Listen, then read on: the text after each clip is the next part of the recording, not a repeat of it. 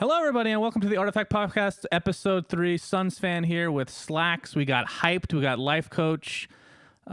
Let's start with Lifecoach real quick. How are you, friend? How are you doing?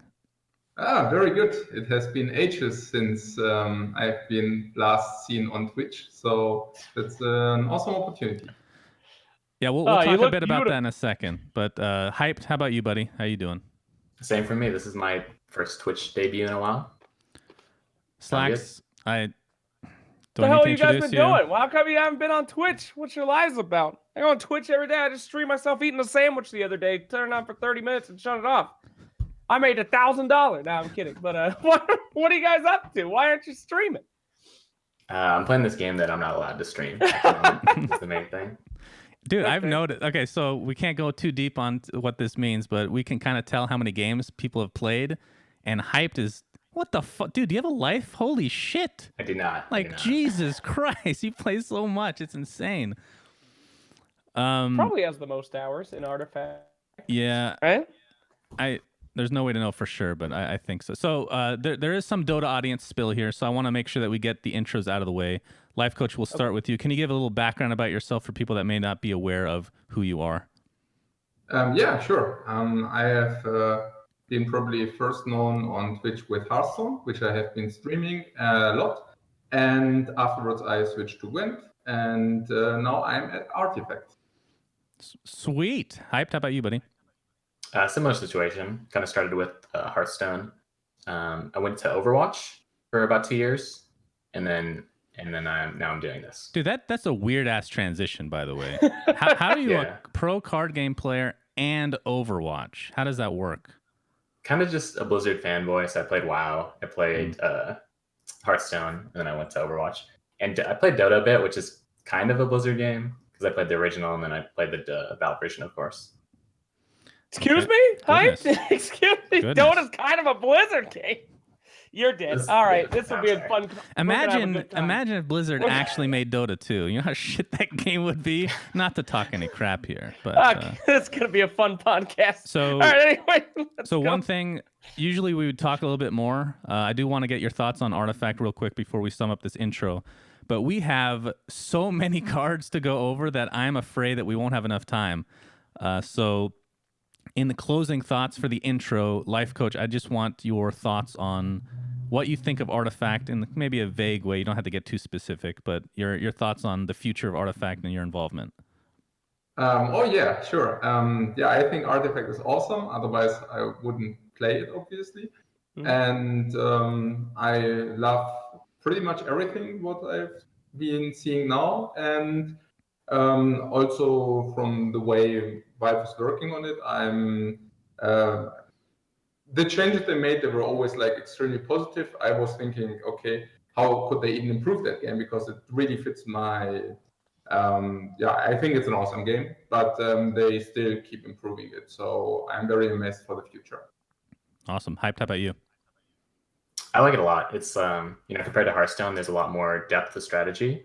And mostly I just like the fact that in Hearthstone, sometimes it feels like you did everything you could. You couldn't have done anything different.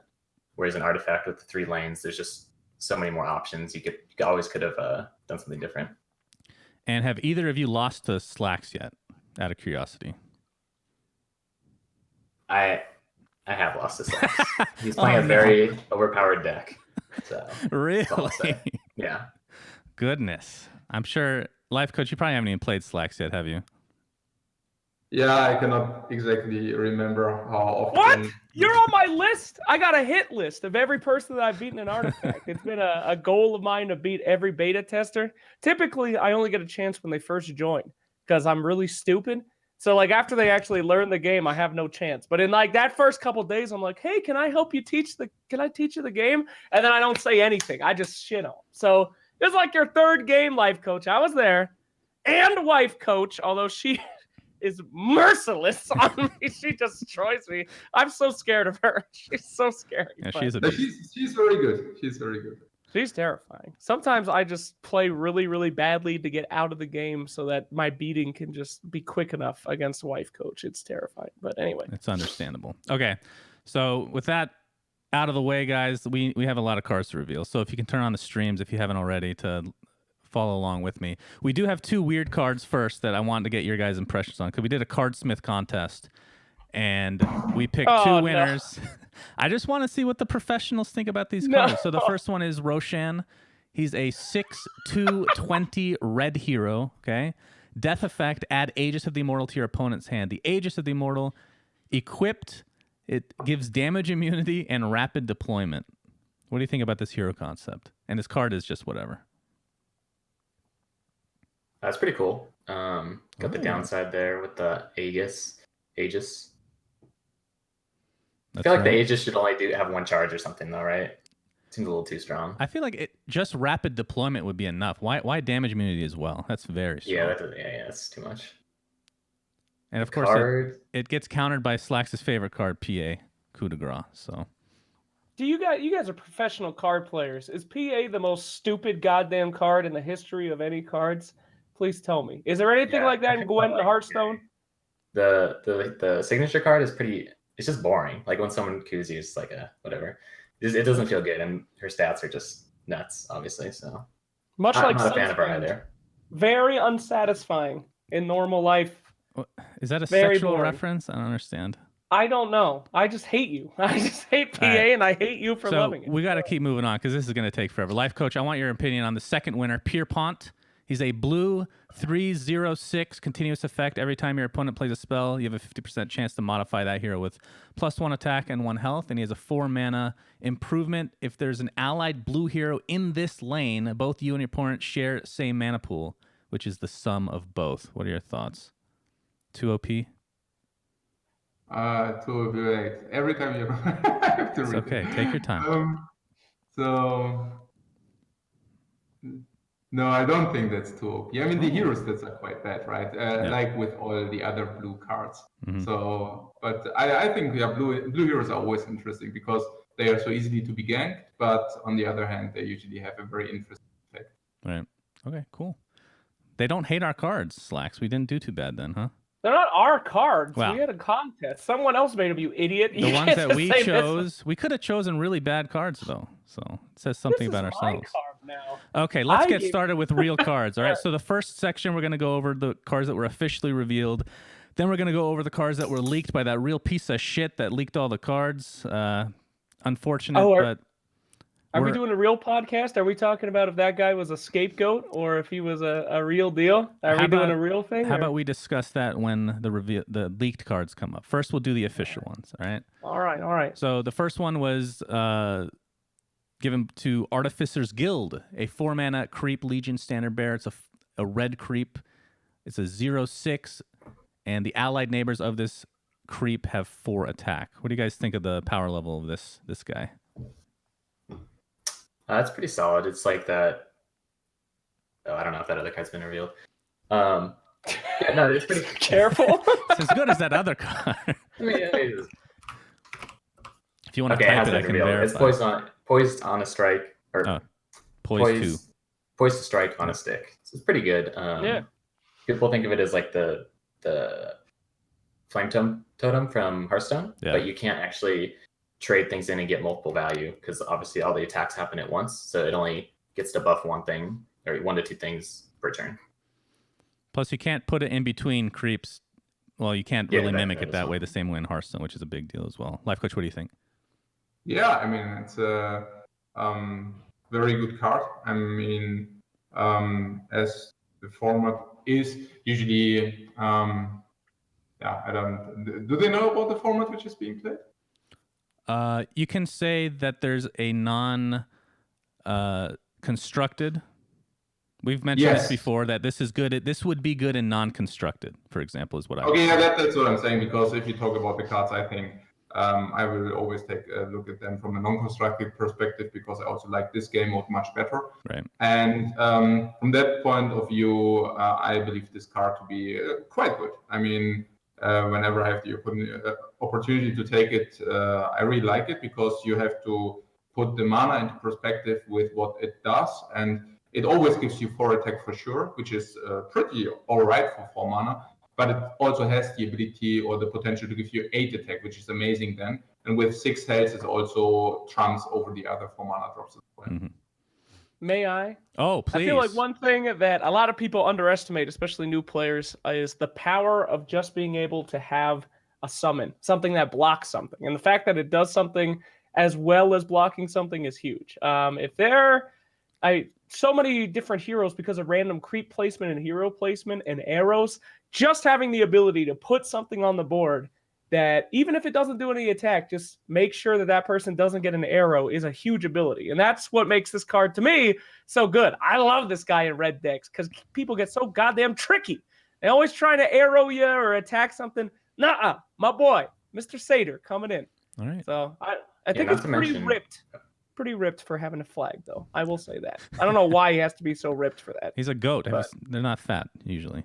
So goats aren't fat? Have I ever seen a fat goat? They don't really get that fat. I was going to say go ahead. One of the easiest ways to win with red is the Pillager.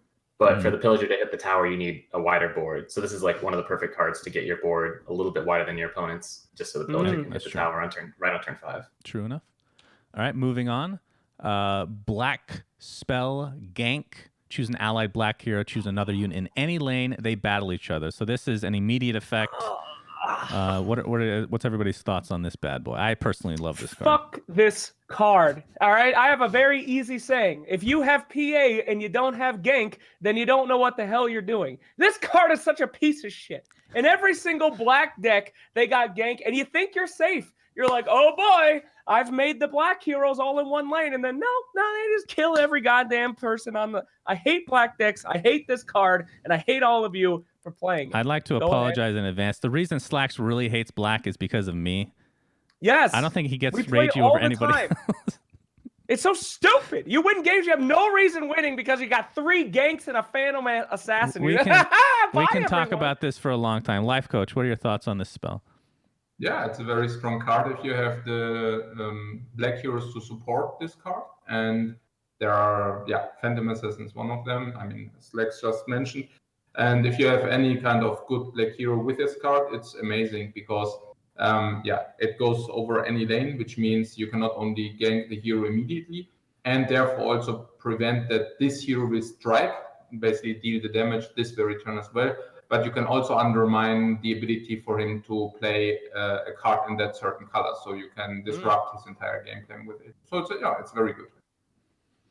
Okay. Yeah, this card is insane. I empathize with Slacks because, in Constructed, it's probably just feels way too strong and oppressive, but it's really fun in the limited format. And it just, you can save it for like just the perfect turn, like Lifecoach is saying, to shut down their blue hero in a certain lane.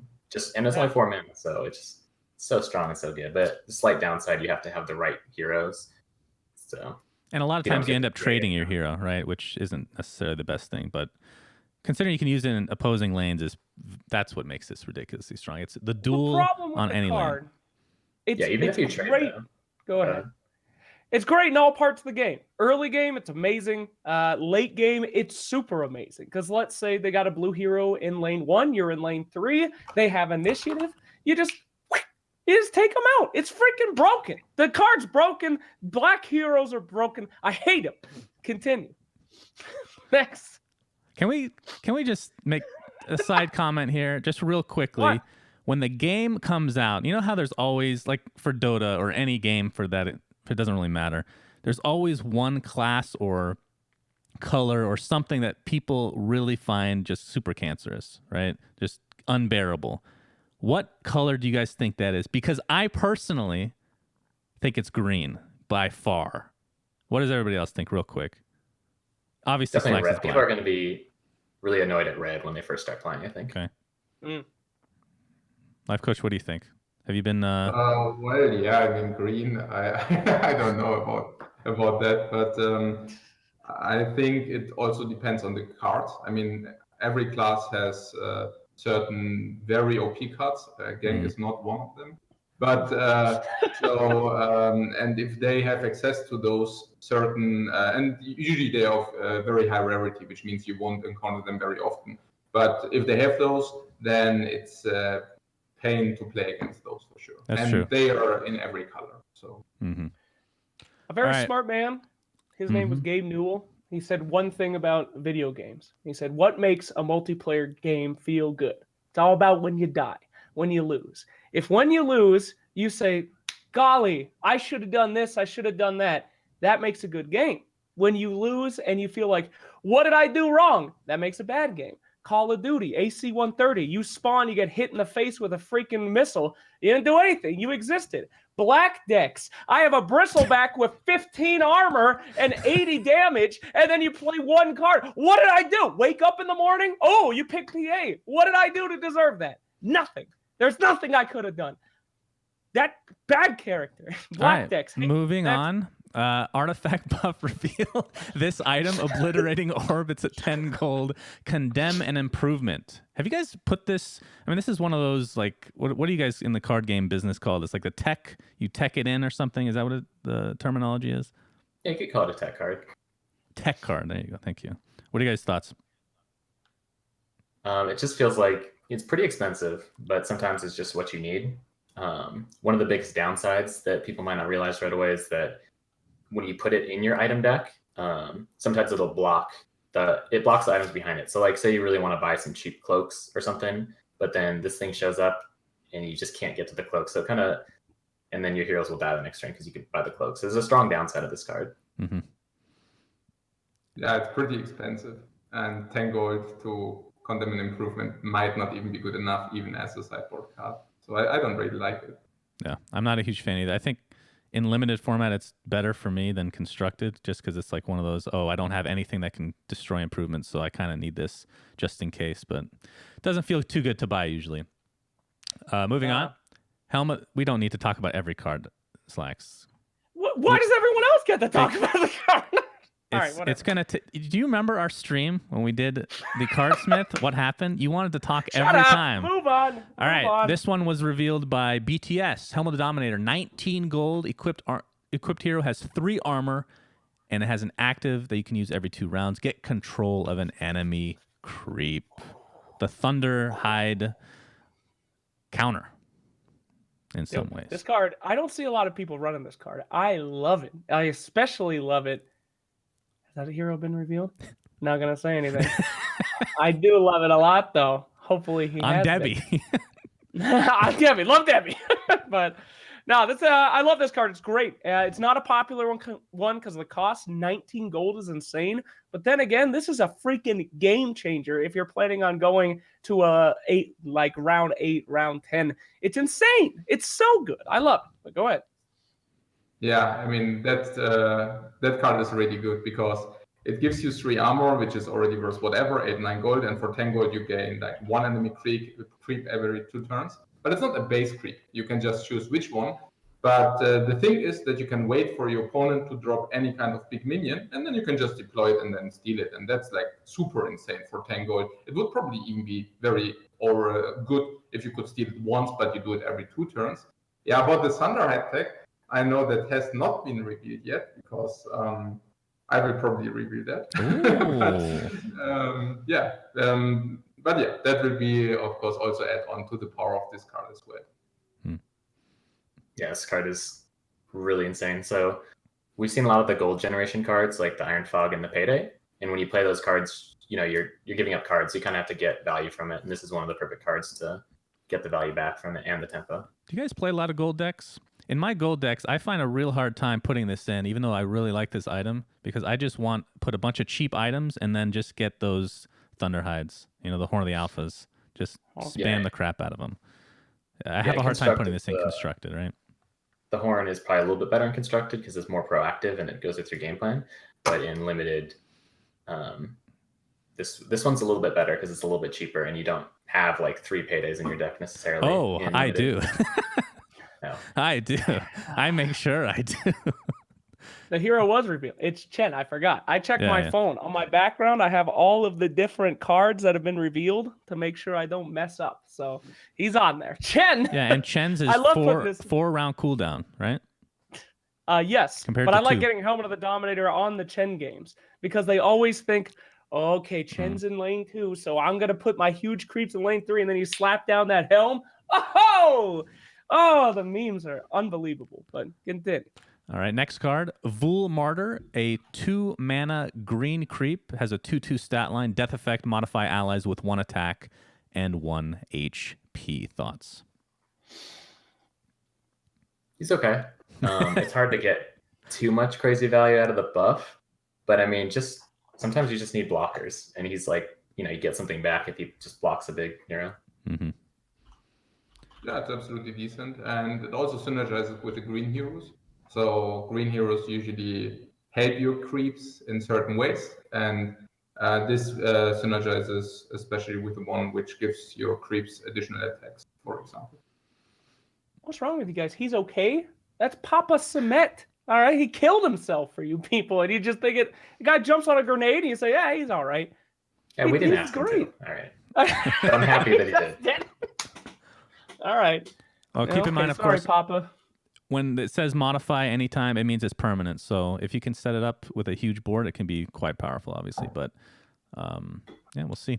Next card. May I make one leak God, comment? I hate you. Go ahead. What? I'm just No, one go ahead. comment. Go ahead. You guys got to read the lore, but the voice acting in these cards are incredible. He has one of the best voice acting on his card. It's so remorseful and sad. It cracks me up every time. Every time.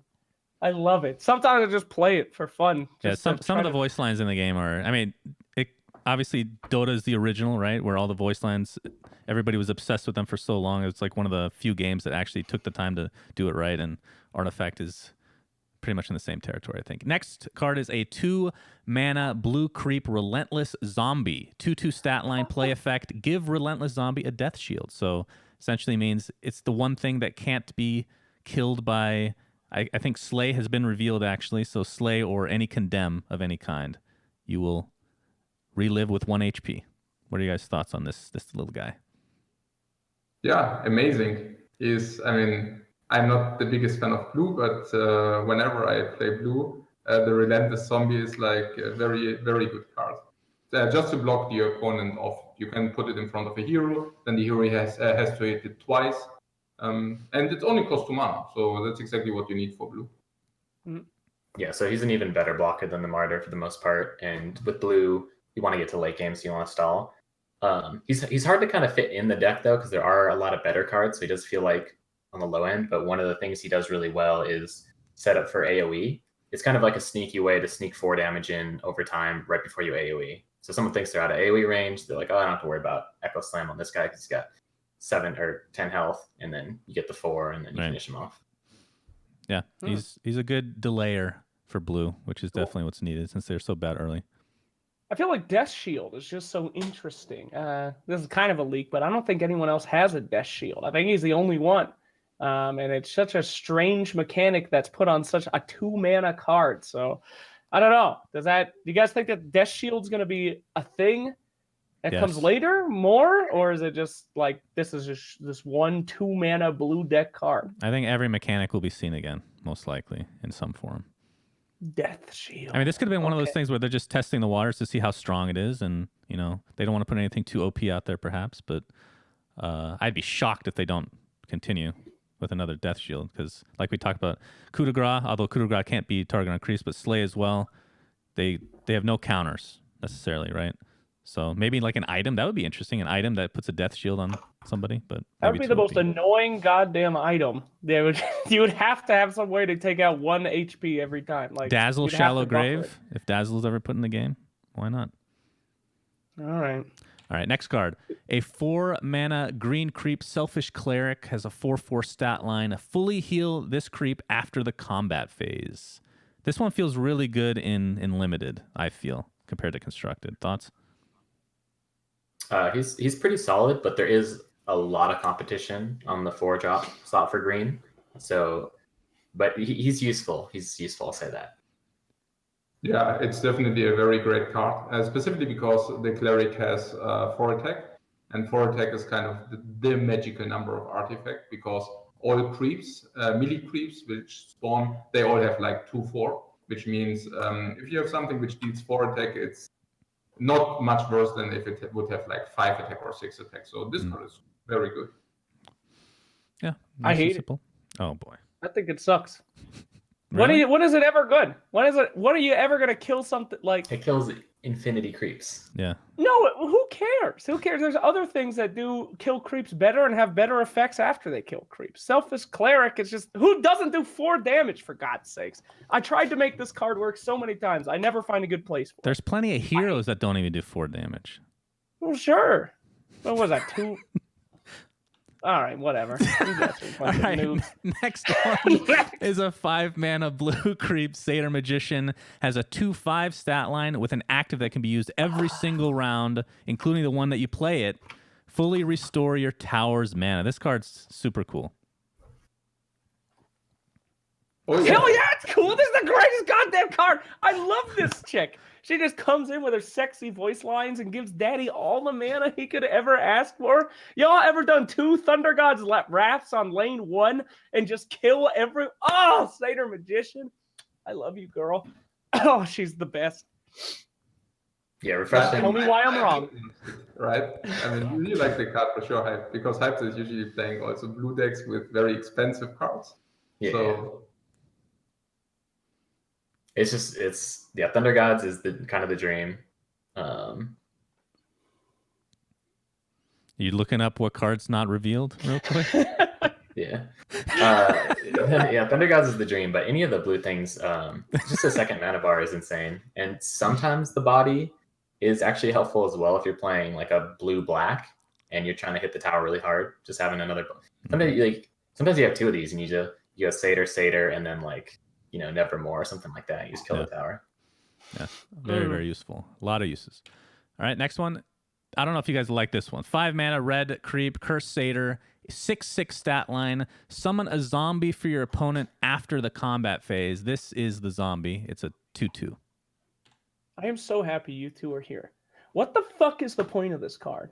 Do you know how many times I've tried to make this stupid-ass card work? What is the point of this card? If you guys don't understand at home, when your enemy gets a kill on your heroes or creeps, they spawn a 2/2 unit. What is this, dude? What is this, guys? Smarties, please. but you use this for hero blocks only.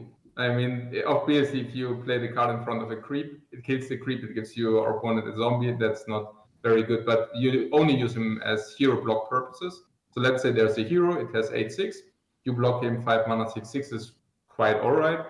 Obviously, the card is not good, but if you need something to fill your draft, for example, then you would just put this in before you play an even junkier card. Yeah, I'm a big fan of the strong creeps with downsides, but this creep he just doesn't have that, or she just doesn't have that much of a payoff. Even if you can kill the zombie very easily, it just doesn't feel that strong unless, like Lifecoach said, like the best use out of this is just throwing it in front of a hero and maybe trading, like against a weak blue hero or something like that. All right, terrible synergy. Heartstopper Aura. You kill the 2/2 for free, so it doesn't matter. It's a 5-mana 6/6 in that case. Yeah, you think not that's great. bad? Okay, the one time I tried to play this card, the other guy was running a blue conflagration deck, and he wouldn't let the Satyr die. He kept healing it. So every single time, it just kept making him money. pretty He good. had it was terrible. I hate this stupid card. But I will say, again, the lore. I don't know if they've released that. This is literally my favorite lore in the entire game. Really? She says this paragraph that's just never ending and nonsensical. It's freaking hysterical. And the voice is so funny. We were but children when the time came, 1,000 years of maybe. And she just keeps going. You're like, what? What are you talking about? And then I recorded it and I played it on a loop early in the beta when no one else was in it. I would just make movies and it was just... I hope some of those come to light someday, but we'll have to wait and see. Next one is, I love this card. 4-mana green creep Satyr Duelist. Starts as a 3/5. Modify Satyr Duelist with 2 attack after the combat phase. Do you guys love this card? So yeah, this is what I was talking about when I said the cleric. There's a lot of competition on 4, and I generally prefer this card over the cleric. But I mean, it's still good to have variety. But like, I'll usually have like 2 of these for every 1 cleric, if that makes sense, or maybe like 3 duelists, and I'll just like throw 1 cleric in. Yeah. Yeah, I like the cleric more, but putting that aside, I think the satyr shines if you have. There is a hero which gives all your, all your creeps +1 attack, and if I don't know what but I think most of the heroes are really right? And if you have that one, then it buffs the Satyr to the magical for attack, and then obviously that Satyr shines. Because if you don't have that, the Satyr really hits 2 times on a melee creep, which is kind of suboptimal. Right.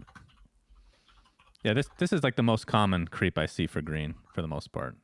And it's super scary. It snowballs out of control, especially if you put it in a lane that's kind of already semi-1 that you don't really want to go to. You kind of have to address it at some point. Very, very scary. Next one, this was revealed by Wikram. A 1 mana, I love this card. 1 mana spell for blue, Diabolic Revelation. Draw 2 cards, but you deal 2 damage to allies in all lanes. Obviously synergizes amazingly well with Kanna. Yeah, I love this card as well. Yeah, when I first saw it, when I first started playing, I was like, oh, the downside is way too much. That's crazy to use. But as you start playing it more, it feels really strong. And plus you can kind of, ideally you cast this in the 3rd lane after your creeps have already died. Maybe you only have like 1 or 2 guys on the board anyways. So the downside isn't that huge. So you can try to minimize the downside. Yeah, I don't like it too much. Really? Take it easy, Lifecoach. You need to calm down. Why don't you like it? What's the deal? Well, I mean, drawing 2 cards. There's another card which does that as well for a little bit more mana, but nearly irrelevant. And 2 damage to all allies seems to be like kind of a downside, quite a huge one. So. Well, we can talk about some of the synergies because it's going to come up here in a second. But Kanna with Prey on the Weak is probably the best possible synergy you can have. But of course, you need to be able to buff them in some manner, right? And let me just double check. This has been revealed, right? I'm almost positive. All right, we're going to wait till we get to the creep just in case. I'm almost positive it's been revealed, but we'll wait just in case my memory fails me. I will hold my discussion on this one until we get to one later. Yeah. Okay? Yeah. All right, so this one, I love this card as well. 3 mana, green improvement, Unearthed Secrets. Draw a card after the combat phase if your tower was dealt damage this round. Very powerful card. There's not a lot of cards. I don't complain about a lot of cards in this game. I'm not like, oh, the opening hand really screwed me. But if your enemy has 3 Unearthed Secrets in their first 2 hands, God, it sucks. They get so much value out of this if you get it early. And go ahead, Hype. Yeah, no, this card it's too good. I'm not a fan of it. It's just way too good. Yeah, it's a strong card. Yeah, and it's all about when you get it. Because if you get it like mid to late game, who cares? An extra 1. But if they just happen to get it early, it's such a piece of garbage. Especially against certain decks. Like red decks, maybe they don't care that much because they only have to hit a tower like 3 times. But if you're like a blue deck and you're just doing this incremental rat damage against towers, this one is the worst. But yeah, very powerful. If you have a green deck without this one, you're goofing. Yeah, this is an auto include, I think, in most decks. This was revealed by our friend Swim, a 3 mana black spell named Slay that we kind of referred to earlier. Condemn a creep. Kills literally every creep other than the relentless zombie. Just one. Yes. Just uno. Yeah. But Thoughts I'm on very this? interested in what you guys think on this one. It's pretty solid. It's just kind of like a nice card to compare other things to. Yeah, it's good. It's also really useful for you want to save it for their big dude. Like there's a Thunderhide in the picture, but I mean sometimes you just need to hit the towers black, and that's all you need. Yep. Yeah, I mean that being considered is also a reactive card, which means you have to wait for your opponent to play that creep which you want to slay, and even then you probably cannot do anything else in that turn. Which means even if let's say we are on 6 mana, your opponent plays a 6 mana drop. Obviously, you countered the 6 mana drop with your slay, but ultimately you traded 1 card against 1 card, and you can probably not do something else with your remaining 3 mana. But if your opponent didn't have a play and he passes suddenly, then you also ended up playing nothing. So very often, I feel that it's greater than it looks from the first glance. And if you, for example, we took a look at the Helm of the Dominator beforehand, and if you have already a Helm of the Dominator or something in your deck, this becomes even weaker because then you want to react with the Helm of the Dominator to his strongest creep, not even with the Slay. But yeah, it's a decent card for sure. Just having in the deck, because for most of what we've seen for Artifact, you get to see your opponent's deck list. So just having one is just amazing, just because it your opponent's like, well, I really want to play this dude, but I can't because he has Slay and he hasn't played it yet. So This used to be in my aggro deck, and I had to take it out because there's another card that I feel is way better. This is more of a, like, you can use it early on like you guys are talking about, but it really gets its super value late game, which aggro decks don't really want to get to anyway. Slacks, you want to finish it up? I will say, Sorlacan and this card are best friends. Every single time I play Sorlacan, there's a freaking creep in front of her. And you only need like 2 hits on a tower with Sorla. So I love this card with that. This card messes with my mind, guys. Every time I don't have it in a deck, I feel like, I was like, if I just had Slay, I could have won that game. God, I'm so stupid. Do you feel that way about any of those any cards, or you guys are probably too advanced? You're just, well, yes, of course, this is perfect. Well, it's like Slacks was saying. Usually, if you have like like Sons was saying, in a strong constructed deck, you want to be proactive and have your game plan. You don't really like if you start the game off and you have like 3 Slays in your hand, you're like, all right, this is not. I don't really want these right now. Yeah. But in limited, it's a really strong card. I think the card that I'm talking about is coming up soon. We'll get to that. Okay, here. This is one we were referring to earlier. So this is an 8-mana green creep, emissary of the quorum. It's a 1/2/10, has an active you can use every single round, modify allies with 2 attack and 2 health. Okay, so let's imagine some things here. Okay, let's say you're a Kanna, you're in a lane, you have a bunch of damaged units, you pop Prey on the Weak, which we'll see very soon, spawns a bunch of 2/1 minions, you buff them with Emissary, then you can cast Diabolic Revelation, they won't die, and you can cast Prey on the Weak again if you have enough mana, or if you have that Satyr that we saw earlier. It's a filth. I've seen a screenshot of damage done to a tower. The most I've seen is 10,000 with that combo. 10,000. Yeah. Your thoughts on this card? It's good. It's like one of the strongest finishers in the game, if not the strongest. It's one of the. Help him out. Okay, yeah. It's the card to ramp into. It's the best card to ramp into. Like, you can ramp into a big dude, or you can ramp into something that just pays dividends over the course of a few turns. Yeah, it's a good card, as Hype said. If you ramp it, I mean, because it's an ability you can redo every turn. It's, I mean, if you play her really at the 8 mana slot, you will probably utilize her 1 time, maybe 2 times, because games don't prolong too long in Artifact. I mean, not until mana 13 usually, which means you can use her 1 or 2 times. And if you ramp her out, let's say at mana 6, then you will be able to activate her 3, 4, maybe even 5 times, because once you activated her, it's obviously it grows exponential, which means first turn it's +2 on every 2/2 on everything, but then it's 4/4 and so on. So yeah, if you ramp her out, it's game winning if they don't have a counter for it. Yeah.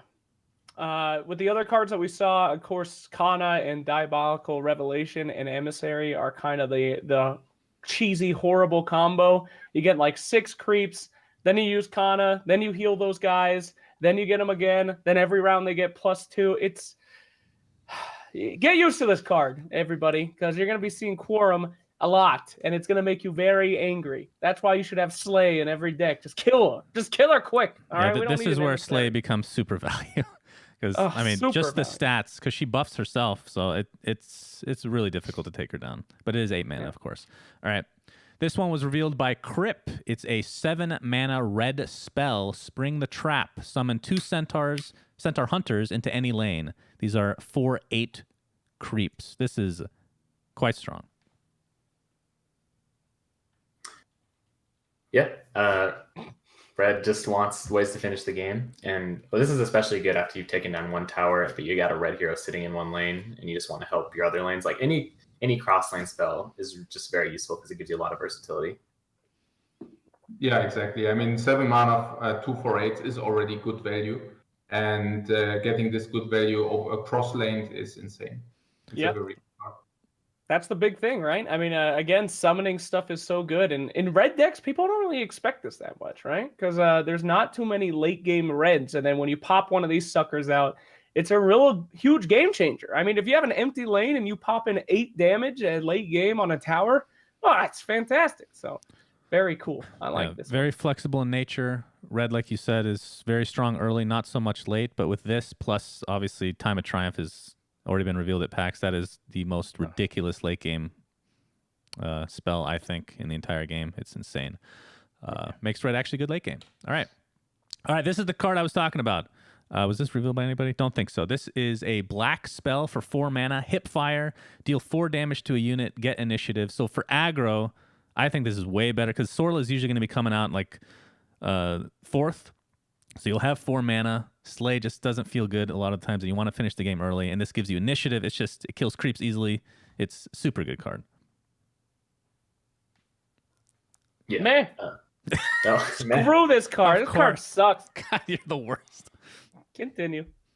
No, it's just so people are gonna, if they haven't gotten to play the game, won't fully understand it, like how strong get initiative is, but it is a very strong effect. And usually the other cards that have that are sort of like either a card loss or a tempo loss, but this is one of the few ones that's actually like kind of doing what you want to do anyways, and then the initiative is almost for free.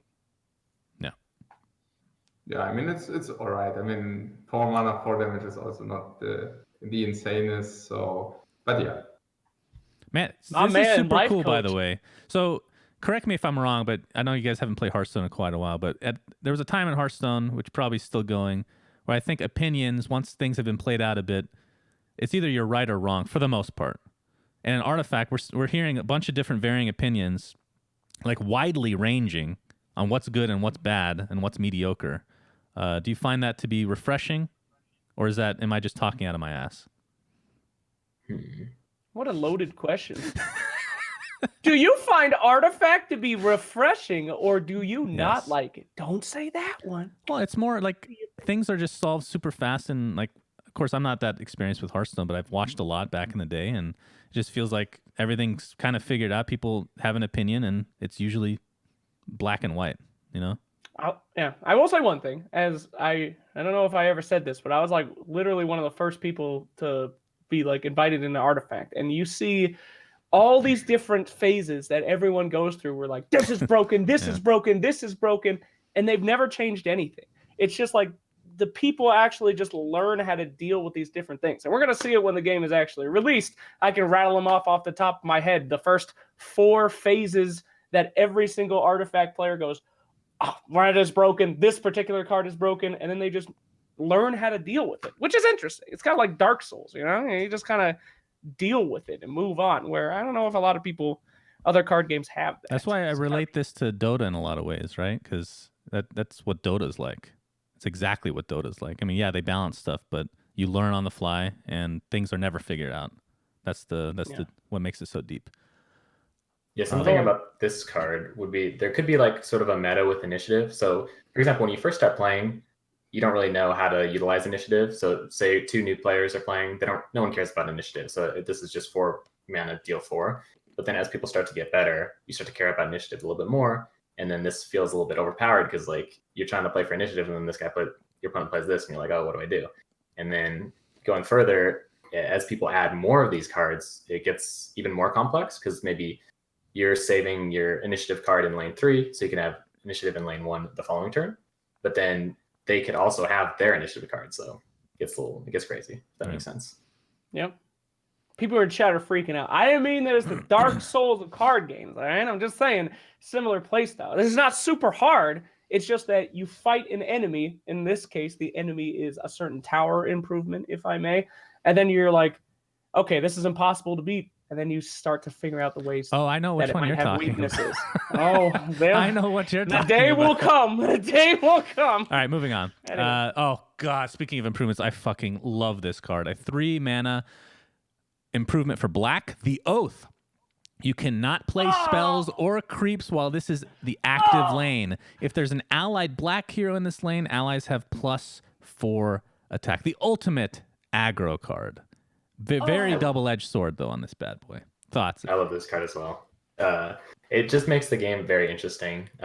Sometimes if my opponent plays it, if either player plays it, it makes the game interesting for both players because they can't cast any spells or creeps, but they can cast improvements, which is interesting. Yeah. And they can use abilities on heroes. But it just makes the game more interesting whenever someone plays this. Yeah, it's actually a very good card, and it obviously depends on the amount of black heroes in your deck. So I think it becomes extremely strong if you can alternate or if you can put 2 heroes in that lane, so that they can basically also rotate, which means your opponent can never gank or kill both of the black heroes because the effect just vanishes if you have 0 black heroes. Right. And if you play 3 or more black heroes, you can just put 2 into that lane. Whereas if you have only 2 heroes in your deck, you cannot do that because then you cannot play any black stuff ever again. So yeah, I think if you have 3 or more black heroes, it's amazing, and otherwise not. The ultimate risk reward card. I actually, believe it or not, I took this out of my aggro deck because it was a little bit too cheesy and it's very difficult to use. Okay, let me give a tip for people that are going to be playing this at some point. Early on, if you play this early on, you can easily crush your opponent. Sorry, let me rephrase that. If your opponent plays this early on, you can easily crush them. Just put your heroes in that lane and they can't do shit for the rest of the game, essentially. Just kill them. If you can actually do that, depending on your deck, and he will win. I've won so many games because of this card being played by my opponent. Well, yeah, but it's super cool. There's 2 schools of thought, right? There's the Oath players that will put it down on like 3 mana and just commit to, we're going to take this tower with creeps. But then there's like the super late game guys. That's my personal favorite, where you get a lane that, the Ancient's already exposed. The creeps are doing like, 15, 20 damage. And then you slap 3 Oaths at round 9 and they just blow it up. I mean, there's kind of, what ways do you guys prefer? Do you like the late game surprise Oath, or do you like the early game kind of commit Oath? Yeah, the late game one, basically you don't have the downside anymore. It's just all upside. Right. So like pretty often you could just, so you're going to kill a tower in one lane and your opponent leaves that lane. So you kill the tower and then it's at 80 and they think they're safe. And then you just one-shot it for 80 with like 1 or 2 Oaths and maybe a Nevermore. That's the best way to play it. But, sometimes it's early game and you got one of these in your hand and not many other plays. And a turn 1 Oath can get a lot of value. But a lot of times that feels really bad having an Oath early a lot of the time too. It's so difficult to play around. Yeah, I'll say turn 1 Oath and the Finisher Oath. Finisher Oath is best. Turn 1 Oath is second best. But playing it in the middle feels really bad if you have to do that at some point. I see only one person figured out this card. If you'll notice, you can't play spells, you can't play creeps, but you can play improvements. So you just have all the improvements, and that's it. And every lane gets an Oath. That's how I do it, baby. It's the only way.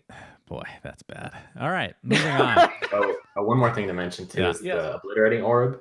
This is like one of the few things that you actually want to buy, the Obliterating Orb, and maybe consider destroying your own Oath, because sometimes you need that to finish the game. Yep, that's true. I've actually done that before. Not with that one specifically, but sometimes it's like, God, why did I play this? I need to get rid of this immediately. Next one was revealed by Play Artifact. It's in Chinese, I believe. It's a 6-mana blue spell, Remote Detonation. Correct me where I'm wrong on what? Huh? What thing did I? Okay, very good. It deals, I believe, 5 damage to units that are not blocked. Is that correct? For enemies. Yeah. I've never actually... I played this like 2 times in my life. Yeah, just 6 damage to unblocked enemies. Yeah. What do you guys think about this one? It has techies in it. Yeah. Yeah, that's not a surprise. It's kind of one of the harder AoEs to use, I would say. It's like a little bit more situational. In the limited formats, though, sometimes you just need AoE, so you just pick it, because generally you're going to be behind on board if you're blue, and you need to recover somehow. As you can see in the picture, there's Kanna in the background, so it's really good against Kanna or stuff like that. Yeah. Do you guys think that this card is good as a blue? I almost feel like this would be a great on like a red deck or something that has trouble doing AoE, because blue already has a lot of AoE answers. Yeah. It's very interesting that it's a blue one. It would be so powerful. It's a subpar blue AoE too, so they don't even need it. So it would make more sense in red. Because red, I think the only reason they put this in is because they wanted techies in the game at some point. So they put them in the art to see what people think. Slacks is, of course, going to recruit a lot of people. Mindless people going to join his cult for techies. Mindless? You get it? Because of my... But by the way, have you guys played Dota before, either of you? I have. Not much techies up. Lifecoach? No. All right. Well, you're in for a rude awakening if techies ever comes out in this game. I promise you. I don't even know what he would do, but you will hate him. I promise you. Both of you will hate him. and Slacks will love. Only normies hate techies, and you guys seem pretty cool. Pretty cool guys. All right, next card. A 5-mana. This was revealed. I forget who. Somebody random revealed this one. But a 5-mana creep for red. Ogre Corpse Tosser. I know Slacks loves this one. It's a 2 attack, 10 health. Deal 2 piercing damage to the enemy tower after an allied melee creep dies. I actually lost to this yesterday. Nobody plays this, but I lost to this so hard yesterday, and it felt really bad. Let's start with Slacks. What do you think about this? I guess the reason nobody plays it is because it's legendary, right? So Yes. that might be one explanation. Because the card itself is actually absolutely good. I mean, not insane, but it has 10 health for 5 mana, which is the best, I think. And let's say it has like 4 attack, because every turn it deals 2 piercing to the tower and 2 attack. I mean, that's a decent, good card. Yeah. Go ahead. Take it. Because I want to talk about this card like crazy. What do you got, Hype? It's pretty solid. It's hard to make it work with red because, you kind of need some synergy going on, but it's kind of solid on its own too. There's not much competition on 5 anyways. We saw the Satyr. This is going to be better than the Satyr most of the time. The no 6/6 for Satyr. So. All right, let's hear the meme deck. Let's hear it. Bros, I got so much to talk about. Before we get into it, shout out to Valve News Network's cat for peeing in the bag. Good to you, little kitty. I don't know if you guys know that reference. Don't matter. This card is one of my favorite cards of all time. I love this card because of just the different ways that you can screw with people with it. It is so satisfying to know that that damage is guaranteed. As long as Corpse Tosser is alive, those idiots can do anything in that lane, and you are guaranteed to have that 2 damage because those creeps are going to die somehow. So there's so many different synergies. I have a deck called Mr. Tosser. I have 3 of these, and it's all blue, and it's all about diabolical. Okay, there's one card that can kill all the towers without it going to the next round, and that's this motherfucker, all right? Corpse Tossers in lane 2 and lane 3, you're in lane 1, and you play 2 Diabolical Revelations, and the creeps all die, and the ogres toss them. Did you guys know this mother sucker stacks as well? You can have 3 of these in one lane, one creep dies, and he's like, he's just throwing 2 invisible dead bodies. It's freaking amazing, not to mention piercing damage on a tower. I don't know what's been revealed, but you would have to guess that potentially if this card has piercing damage, why would it need that against a tower? Wink, wink. Right. This is the only one that does piercing damage against a tower, and it destroys decks that are built around a mechanic that no one knows exists yet. I want to tell you guys a little story. So Slacks, this was like 4 or 5 months ago or something like that. He was very excited to play a deck. He's like, I built a masterpiece, an absolute masterpiece. And of course, he always comes up with these weird decks, but sometimes they're really effective, right? So we get into a game, and he loses in 3 turns, and he's just super depressed. And it's an Ogre Corpse Tosser deck. Slacks, that is the worst deck you've ever made. I'm so surprised you still like this deck. Fuck? That is literally so my bad. favorite deck. You and your stupid PA. Oh, I'm so smart. My red-black deck. I killed 3 heroes, and then I used Payday 3 times. I'm SUNSfan. What a terrible... That could have happened to anyone's deck, you piece of shit. That stupid card is broken. You and your goddamn PA. All right, moving on. This is why I hate it. No. The last spell that we're going to be going over for the official reveals, Howling Mind, a 3-mana blue improvement. You and your opponent draw an extra card each round. Thoughts? So again, it's not the ideal choice for card draw. And when I first saw it, I thought it was just awful. I'm like, why would I want this symmetrical effect? But then in the limited format, some people started using it against me. And every time someone played, I'm like, you're crazy. What are you doing? And then if they have some way, ideally, if you have some way to kind of cheat your mana, like the Satyr we saw earlier, that's when this card starts to get a little bit better. But mostly because the blue spells are kind of like board clears, hero clears. And then all of a sudden you have full tempo. As long as you draw your hero card, which is like very important as blue, then all of a sudden you have full control of the board. And then you'll have like the next turn because the heroes are dead to do whatever you want. And that's when this card is pretty strong. But again, it's not the top choice for card draw. Lifecoach, your thoughts? Yeah, basically what Hype said. I mean, All right. If you don't have synergy built around it, it's really bad. And you have to have a lot of synergy built around that to make it work. Is it that bad with blue decks, though, guys? I mean, they have a lot of powerful cards that they need quick. And it doesn't matter if, a red deck has a million cards. They're all such high mana. Blue cards with like a Zeus, they need a lot of cards. You guys don't think it's worth unless you have some kind of ramp? We'll see. Oh, that's another interesting thing about this card, too. So say you're playing limited, you put this in your deck. If you hit a opponent that's blue-black, you almost don't even want to play this card. Or you can play it definitely not at the start, but maybe at like turn 4 or 5 when you're not as worried about those really cheap black spells coming down just destroying you. If you're against like a red-green deck, sometimes I'll play this on turn 1 against a red-green because I'm like, they're only going to play one card a turn anyways. They can't really do anything that crazy. Yeah, it's a very interesting one. All right, let's move on to some heroes. Okay. We have Kanna, which we kind of talked about. This was revealed by Fwash, a blue 2/12. Okay, I have to enlarge my screen here to actually read this. The random allied melee creeps are deployed into Kanna's lane. That's her passive. And we talked about her 4-mana blue spell, Prey on the Weak. Summon a Hound of War for every damage unit. Hound of War is a 2/1 creep. We don't even need to spend that much time on this hero, but general thoughts. What? Well, we've talked about her quite a bit, is what I'm saying. But who cares? This is one of the most interesting heroes. It's such a double-edged sword. You put Kanna in a lane, you get creeps in there, that's great, but then you have no idea how much that random aspect of creeps can save your ass later in the game when someone's doing some major damage.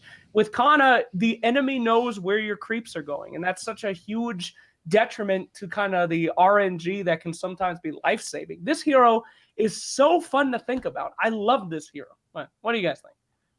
I think this show's she's awesome. The downside, it's actually pretty hard for your opponent to take advantage of because they're not going to have TPs that early, But if they can, that's good for them. If they can see like, oh, their Kanna's in that lane, I'm just going to swarm these 2 lanes and win. That's pretty cool. But she's just really good. Like the card itself, a Prey on the Weak is insane. The only time it's bad is when you don't draw it. It feels like if you have that on like turn 4 or 5, sometimes you just win. There's some synergies like Die Block Revelation, but it's just really strong. And one of the cool things too, I don't know how Gwent is, but in Hearthstone and probably most board games, you have a limited board space. But sometimes you play this card and the animation it just like spreads across your whole screen and your computer starts lagging. It's really awesome. I love it when my computer lags. Yeah, that's very strong. Lifecoach, do you think this is would you consider this a tier 1 blue? No. Really? No, but it just the Prey on the Weak is, as I said, kind of synergetic with other things, which means it kind of combo related. And if you play constructed, yeah, sure. But if you play limited, you can already build these combos which make Prey on the Weak completely busted. On the other hand, I feel that Kanna as being a 2/12 hero that's like her biggest downside. I mean, and a hero with 2 attack does do nothing. It doesn't do tower damage. It doesn't deal really tower damage. It just sits in the lane. It doesn't even kill creeps. It dies against any other hero in the game. So I would say in limited, Kanna Nyx is kind of not that great. I kind of like having a blue hero with a lot of HP, though. She's like, I think, the strongest blue hero. And just having a tank on the blue decks feels so good to just be able to absorb a little bit. She definitely shines in constructed, right? She shines big time. Please let him talk, SUNSfan. Do not interrupt our guest. Apologies. I don't have as much constructed experience, but I think she's tier 1 in limited as well. She's really strong. And sometimes like the 2 attack high health is actually kind of a benefit because she'll damage the other hero. The other hero will damage her, and they both live, which means you just have more targets for Prey on the Weak. That's just 2 more bodies. I still don't know how that card works. I've been playing for a very long time. Sometimes I think it's all of my cards that are damaged. Sometimes I think it's only a couple there. Sometimes I think it's all lanes. I still can't really figure it out. My math, every time I play that card, it's a surprise of how many hounds are coming out. That's not a good sign for your future. All right, but I mean, it is confusing. Not really. Okay, next one. Lich, a black hero, 5/9 in the stats department. Sacrifice has an active. You can use it every 2 rounds. Condemn another ally and draw an extra card, or draw a card. If the thing that you condemn has 6 or more attack, you draw an extra card. 7 mana Chain Frost spell is what he comes with. Deal 3 damage to a unit, and then it bounces around 7 times. It also gives you initiative. So that's a really strong card. Sacrifice on a hero is one of my favorite things to do, by the way. If you're stuck in a lane, 6 attack or more, you get 2 cards. Like, hey, I want to leave this lane anyway. Why not? Of course, you give up the gold, but I think Lich is pretty cool. Pretty cool hero. Yeah, he's completely busted. He has everything you want from a hero. You can have even more card draw if you want. If you're lacking cards, you can even get them. If you're lacking a lot of cards, you can even sacrifice 6 power dudes and draw 2 cards. And the Chain Frost is completely busted as well. I mean, completely OP. For 7 mana, dealing 8 times 3 damage, basically very often also clearing the board at the same time. Then also getting initiative as well for the next lane is, it's insane. Yeah, I think this is my favorite hero, and definitely in limited, I think it's the strongest hero overall, just the best hero. Really? Just because he has it all. He's great stats, so he's not going to die. Card draw is actually very rare in this game, especially for non-blue. There's very few. I won't say any more about that, but card draw is very rare. So just to think, this is a very strong ability. And then Chain Frost is the comeback card. You could be losing the game so hard. So you die on turn 3, you respawn on turn 5, you die again on turn 5, you come back on turn 7. Beauty. Chain Frost. Yeah. And then it has initiative. So sometimes you'll Chain Frost in lane 1, you'll clear both their heroes, and you'll just pass, and then you just Chain Frost in lane 2. They can't do anything. The only thing they can do is, if you're playing against a Lich, you just have to know, you're like, all right, I need armor. I need to buy armor. But sometimes you don't get the armor items in the shop. Even if you have a bunch of gold and you know you want to buy armor, you just can't even counter this card. Yeah, armor absolutely wrecks Chain Frost. It's almost useless, like extreme late game. But again, games don't really go to the extreme late a lot of times. So one thing that I do have issue with this hero, and I don't know if you guys have the same problem, I never want to use the active ability because it's blocking like a hero. It just feels like it's all like a creep is always blocking a hero. Like, do I get that extra card draw, or do I let him do damage to my tower, or do I just let it be? What do you guys think about that? Usually go for the card draw, but you can always just wait a turn. Like, you don't have to cast it every single turn, even though it's a 2-turn cooldown. You could just wait until next turn. Maybe you'll get a better target to sacrifice. But pretty much go for it. Like, card draw is really rare. So. Yeah, you usually also sacrifice like 2 dudes. Basically creeps which already took 2 one-time damage from another creep, and sacrificing a 2/2 creep for a card is amazing. Yeah. And like I said, in limited especially, I think this is the sacrifice on a hero is extremely powerful because there's not a whole lot of ways to, like if you're playing construct, you can put stuff in to make sure your heroes can bounce around easily. Not so much in limited. That's why I almost never see this hero though. He's very rare. Slacks, any words? No, not really. I think he is very strong.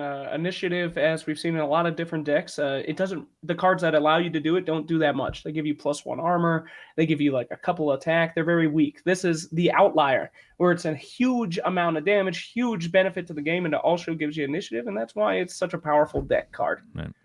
All right. It's actually pretty cool too, where you choose to point the Chain Frost. So yeah, it's 24 damage because it's 1 and then 7 more times. But sometimes based on the healths of the board, if you let's say you cast Chain Frost on the right side and they only have 24 health across the board, it would clear. But then if you cast on the left, there's sometimes where the way the bounces work, it won't finish off the board. So it's something you have to think about. It's pretty interesting. Yeah, no doubt. All right, Slacks, this is your card. Take it, buddy. Babies in this chat, 14-year-olds watching on Twitch, behold the greatest card in Artifact. It's Omni Knight, baby.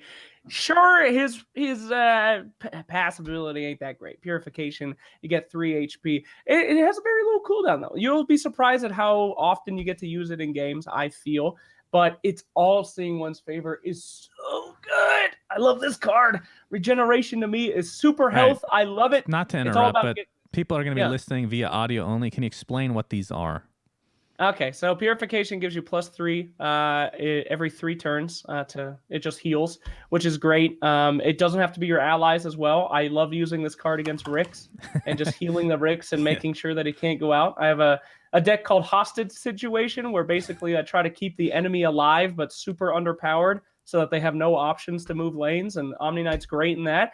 All seeing one's favor, it gives allies +2 regeneration. It costs 4 mana, and regeneration, I consider it super health. You have to go through regeneration before you get to damage people. So having Omni Knight in your deck is basically how many all-seeing one favors can I get? And the more you get, the better it gets. Like, this card's so good. Yeah, this is So this is my favorite green hero. People argue if Drow's better, but I think Omni Knight is just nuts. His card, it's so good. It's so good. And his why are his stats good too? His cards, he's already amazing, and then he also just has the best stats of every green hero. It doesn't really make sense. Yeah, he's just insane. to reiterate, for people that didn't understand Slax's babbling, but all seeing one's favor, you put it on a hero, and then every hero or every unit in that lane has 2 regeneration. It's super good. Super people good. don't know what Drow does. I was looking at the list of cards, and it says Drow has been revealed, but not, but only the stats. So people don't actually know what Drow does. I'm just gonna say Drow's OP. That's all I'm gonna say. I'm out. I'm doing a life coach. He knew what was coming. All right, next one. Winter Wyvern. Who's this? This was revealed by Kibler, I believe. It's a black hero, a 6/6 body, has Arctic Burn, an active ability you can use every 2 rounds. Move Winter Wyvern to an empty combat position and give it +4 attack this round. And her spell is a 6-mana Winter's Curse. Disarm a unit until the end of round, and the unit's allied neighbors battle it. So the way the Arctic Burn works, for people that don't understand, you go to an empty combat position. If everything's filled up, you can go to the sides. It's actually a very powerful ability. You can use every 2 rounds. Super cool. Yeah. I played this card a bit, and I've had many people correct me and have me know for sure that it is a female, so good to know.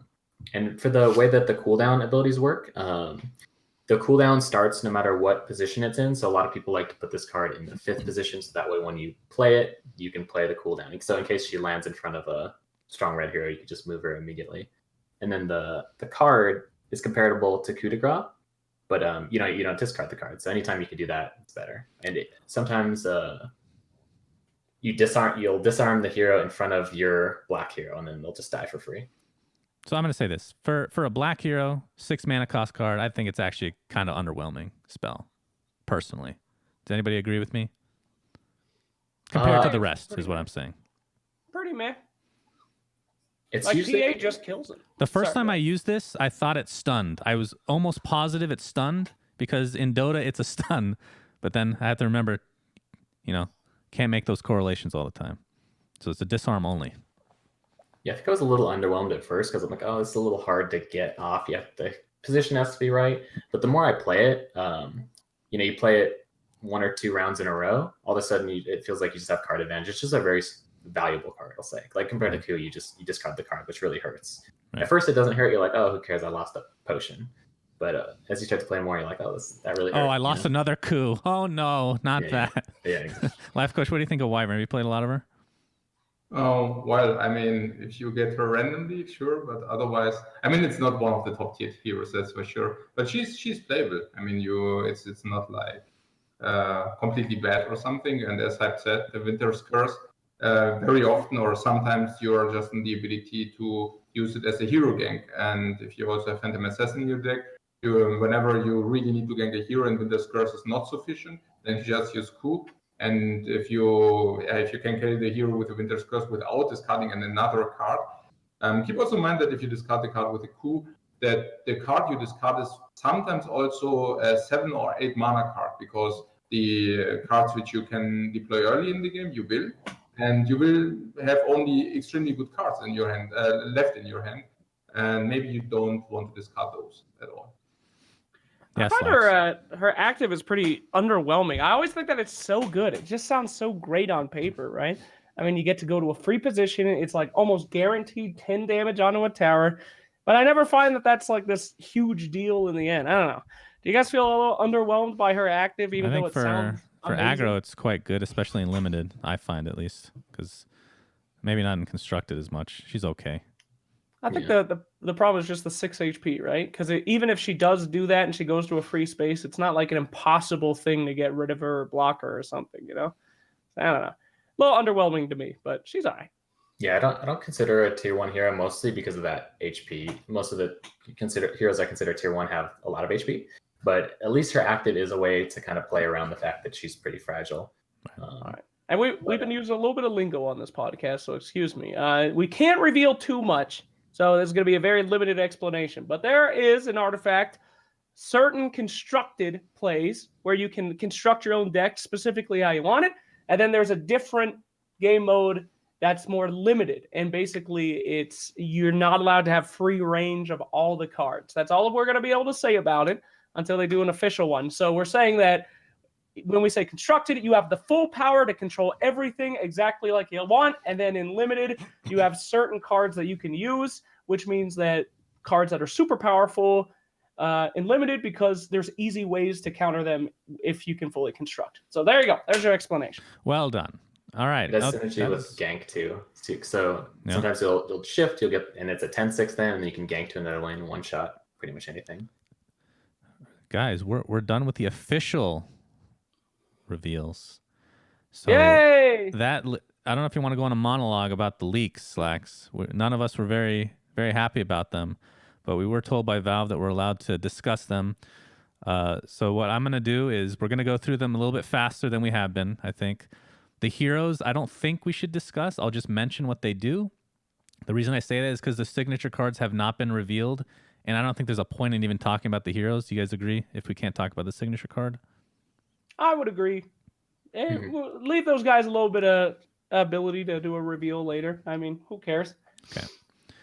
All right. I will say, isn't it interesting that all the goats were revealed in the last week? You got the Satyr Duelist, you got the Cursed Satyr, you got all these guys, and you have Newbie Scapegoat was revealed this week as well. So isn't that fun? Anyway, continue. That was pretty good. I actually thought usually you ramble and nothing ever pays off, but that was really good. Okay, this is gonna be shitty ass quality because it was just taken from a stream. So Abaddon, green hero, 4/9, borrowed time is the active ability. You can use it. Oh, it doesn't say actually. That's a bug. You can fully heal Abaddon and give it damage immunity this round. So I'm just gonna keep flying through these real quick, guys. If that's cool. If I don't you want to talk about them. That's fine. I don't believe in Beastmaster. leaks, so go quick. Okay. Go ahead if you want to say something. The only thing I was going to say was people, when they saw like the card Divine Purpose, they're like, oh, is there going to be Purge? And then you can see in the thing that Purge was showing. So it's in the game. It's pretty cool to know. You can see it there, but we won't discuss it. Beastmaster, a red hero, 5/12 in stats, comes with a 7 mana Primal Roar spell. Stun a unit blocking an allied red hero this round. Move that unit's allied neighbors to random other lanes. This is a fucking disgustingly good late game card. I hate this card. I know. It's very frustrating. Bloodseeker is a 7/6 black hero. Comes with a Bloodbath passive. Fully heal Bloodseeker after a unit blocking it dies. Ooh. This is one of my favorite heroes. Bounty Hunter, a black hero, 7/7. Comes with Janata passive. You have a 50% chance to get 4 attack for the round. So a little bit RNG there. Okay, can we talk about that? Sure, if you want. Fuck that. Fuck that card and fuck that. All right? Do you know how much of a difference that makes when he's in front of your hero and he just randomly a flip of the coin? That's the one artifact mechanic I don't like. I love that it. passive on that card pisses me off. It feels so unfun to know, well, if I won the 50%, my hero would be alive.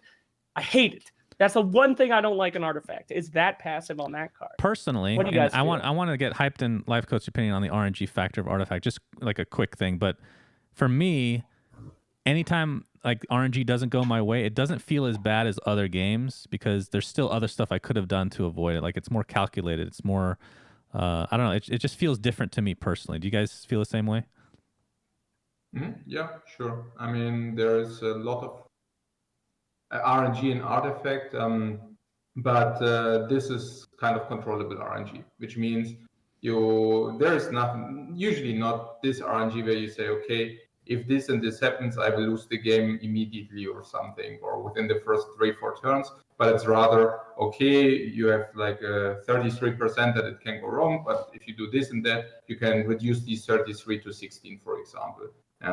Maybe the Bounty Hunter might not be the best example of it, because with the Bounty Hunter, it really has sometimes a huge effect whether these 50% strike or not. But usually for the other mechanics, it usually holds truth.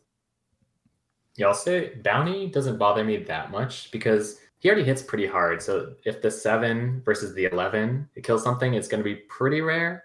So it doesn't bother me that much. And then plus over the course of the whole game, each time it matters. Even in the late game when you're just hitting a tower, it matters. So hopefully the RNG kind of balances out throughout the whole game. But I will say the only RNG that really bothers me in this game is the Beastmaster, because he's double RNG. So you get the positional RNG, which people might not fully understand like how big of a deal is. But when you're basically, I'll say this: if you're in commanding control of a game, you're way ahead. They place the Beastmaster. It lands right perfectly to get the roar on 3 of your heroes, and then it pushes the other 2 heroes to the exact perfect lane. And then they do it again next turn, and then all of a sudden you lost this game that you were 99% chance to win. So that's the only card that truly bugs me because it's double RNG. Comeback mechanic, bro. All right, that's the comeback mechanic for Beastmaster. But it doesn't even feel good if you're the player too. You're like, oh, I hope this works, and you just press the button. It feels great for me. I don't know. Yeah, but it's definitely one of those things that you get used to over time, and yeah, there's obviously a lot of RNG, but most of it's very controlled. All right, moving on. Enchantress, green hero, 4/8 for stats. Nature's Attendance is a continuous effect. Can barely read it, but it's 2 regeneration for allies and herself. So this is one of the most annoying heroes, by the way. Very annoying to play against. Just never dies, feels like. Lion, a black hero, 6/5, comes with Finger of Death active, 8 piercing to a unit. Why does this card suck so much? Yeah, he's real bad. I don't like it. He's real bad. But he is really strong with Lich because the finger comes online at turn 7. So you could chain Frost, and then you have initiative, and you chain the Finger of Death. That's very specific. Yeah, I don't like him. I hate this card, but yeah, I'm not a huge fan. I think the 5 HP is really his biggest. I mean, we can't really talk about the skill and anything related to it because it doesn't say everything. But HP is horrendous. All right, Ogre Magi, another RNG factor. 3/7, blue hero, comes with multicast. Can't read it again, but I believe any blue spell that's played, you have a 25% chance to copy the base copy, right? This is a requirement in every meme deck. You have to have an Ogre Magi so that you can copy the broken ass cards like Thunder God's Wrath and blue decks and stuff like that. There's even if you have like a Satyr, you can even get in those situations where you just can't stop casting things, which is hilarious. I mean, if you're super lucky, you can get 3 or 4 casts on the same round every time, then use the Satyr to give you more mana. It's an incredible card. I love Ogre. I don't play him that much, but I played one game against Brax, who I guess some people will know who that is. And I won because I copied Thunder God's Wrath 3 times in a row. And he felt real bad about it. I felt real good. Hey, it happens. So just to reiterate what the base copy means. So if you copy Eclipse, for example, it comes with no charges. It's actually the worst thing to copy in the game. But for the most part, everything else is good. If you guys have any quick thoughts, or you want me to move on? I would say it's good. And you don't have to think of it as passive as like some crazy RNG thing. You can just kind of think of it as some subtle card advantage. Like over the course of the game, probably get 1 or 2 extra cards. Yeah, because the rest of him is pretty solid. Like 7 HP is good, and we can't talk about his card, but it's good. So yeah, it's just like this icing on the cake kind of thing. I agree. All right. Okay, this one is, I feel the opposite way. Outworld Devourer, 4/6. He's blue. Essence Aura is his passive. After you play a blue card, there's a 50% chance to restore 2 mana. I think this hero is like the worst. Like one of the worst in the game. What do you get? Do you guys agree? Put him in the lane with Ogre. You just, every time Ogre copies a all right, 2 for meme HP, decks, maybe. Dude, he's great. Outworld and Ogre, and your entire deck is like 1, 2, and 3 mana cards, and then you just see how many fucking rolls we can get, baby, and love it. It's so funny. But continue. Do you guys like this guy? Yeah, I kept trying to make him work, and every time I play against someone that kind of knows the game better, they're like, just play the blue creep. It's better. Stop trying to make it work. It's just yeah, I agree. I completely agree. Okay, moving on. Prelix, a 3/5 blue hero. Summon a melee creep into Prelix's lane each deployment phase. So, Kanna, you force the 2 random creeps into your lane. Prelix summons a new one into her lane. Her stats are super weak, but I still like her. I still have I still like it. You guys feel? I love this card. I'm mostly upset that the lore got leaked here. That upset me. She has great lore. I really love it, and the fact they showed the lore pisses me off the most. But yeah, I freaking love this card. Of course, it's like a later game deployment card where you put her safe because any hero, any creep can like kill her. But just having extra creeps on the map is so good, especially with guys like Kanna and Diabolical Revelation and the Hounds of War. It's just, this is the key to a swarm deck, is this hero. What do you guys think? Sorry. Lifecoach, I know you hate blue. I want to know how much you hate this hero, if at all. No. This hero is good. Yeah, I like this hero. It's she blocks specifically colors like red and black, because red and black usually don't have many ways to disrupt mass creeps. And if you, there's also the card she brings, which some air this lane. And with this you can even some more. And very often it ends up that the mighty red heroes only hit your creeps every turn. Yeah. It's not insane, but it's good. It's a good card. Like if you can get HP on this chick, she's pretty damn good. All right, Sniper, a 5/6 black hero, has an active ability called Headshot. Deal 5 damage to a unit. Obviously, can't see exactly what his card is, but he's good, not great. He's good, I would say. Moving on, Storm Spirit. Oh God, I love this fucking hero. Oh, he's really good. You like Sniper? All right, go hit Storm? me, Lifecoach. What do you got? He's really good. I mean, it's I'm not the Storm Spirit though, but Sniper. The Sniper, I love him. I mean, he really disrupts a lot. Yeah, Sniper's. If you look at his ability compared to the last hero too, it does 5 versus Prelix. Feels really bad. So yeah, he's one of the. But Sniper and Prelix are two of the heroes that are very fragile, but have huge payoffs later. So they die a bunch, but then late game they have a lot of control. It's really fun to play this type of heroes. The best thing about Sniper is his card, which we can't talk about, unfortunately. That's why I was trying to skip by him. But Storm Spirit, a black hero, 4/6, gives Storm Spirit +2 attack until the end of its next combat phase after you play a black card in any lane. So this hero is so cool. We can't talk about his card, but it's also very cool. So the way that he works is you're in the 3rd lane, as an example. You play black cards in each respective lane. Each time you play one, he gains 2 attack. And guess what? Let's say you have a Blink Dagger, and he has like 10 attack in that 3rd lane. You can blink him to the 1st lane. He will retain that damage until he actually does the combat phase, which I think is a super cool way to play this hero. What do you guys think? I want Storm Spirit to be good. I love Storm Spirit in Dota, but I haven't had much success with him. I'm telling you. I'm in constructed. Aggro I'm telling you. I believe. Aggro decks. He's Lifecoach, what do you got? Yeah, in constructive, if you have mono black or something, or I mean, for him to work, you need a lot of black cards, obviously. And I think if you play 2 color even, then he might not be good enough. All right. Sven, a 5/11 red hero. Great Cleave is the passive. Sven has +X Cleave, where X is equal to half his attack. So that rounds down. So by default, as is, he has 2 Cleave. And obviously it ramps up with each attack. Do you guys like this guy? I like him. He's pretty high value card, but sometimes you don't really want to be playing the value game as red. You want to end the game. But so it's an interesting thing to balance. It's like, well, I'm going to get a lot of value out of this Sven, but it's not really going to help me finish the game. So he's a cool card in that way. Yeah, especially the 2 Cleave will also, as you said, improve throughout the game, probably very quickly to 4 Cleave.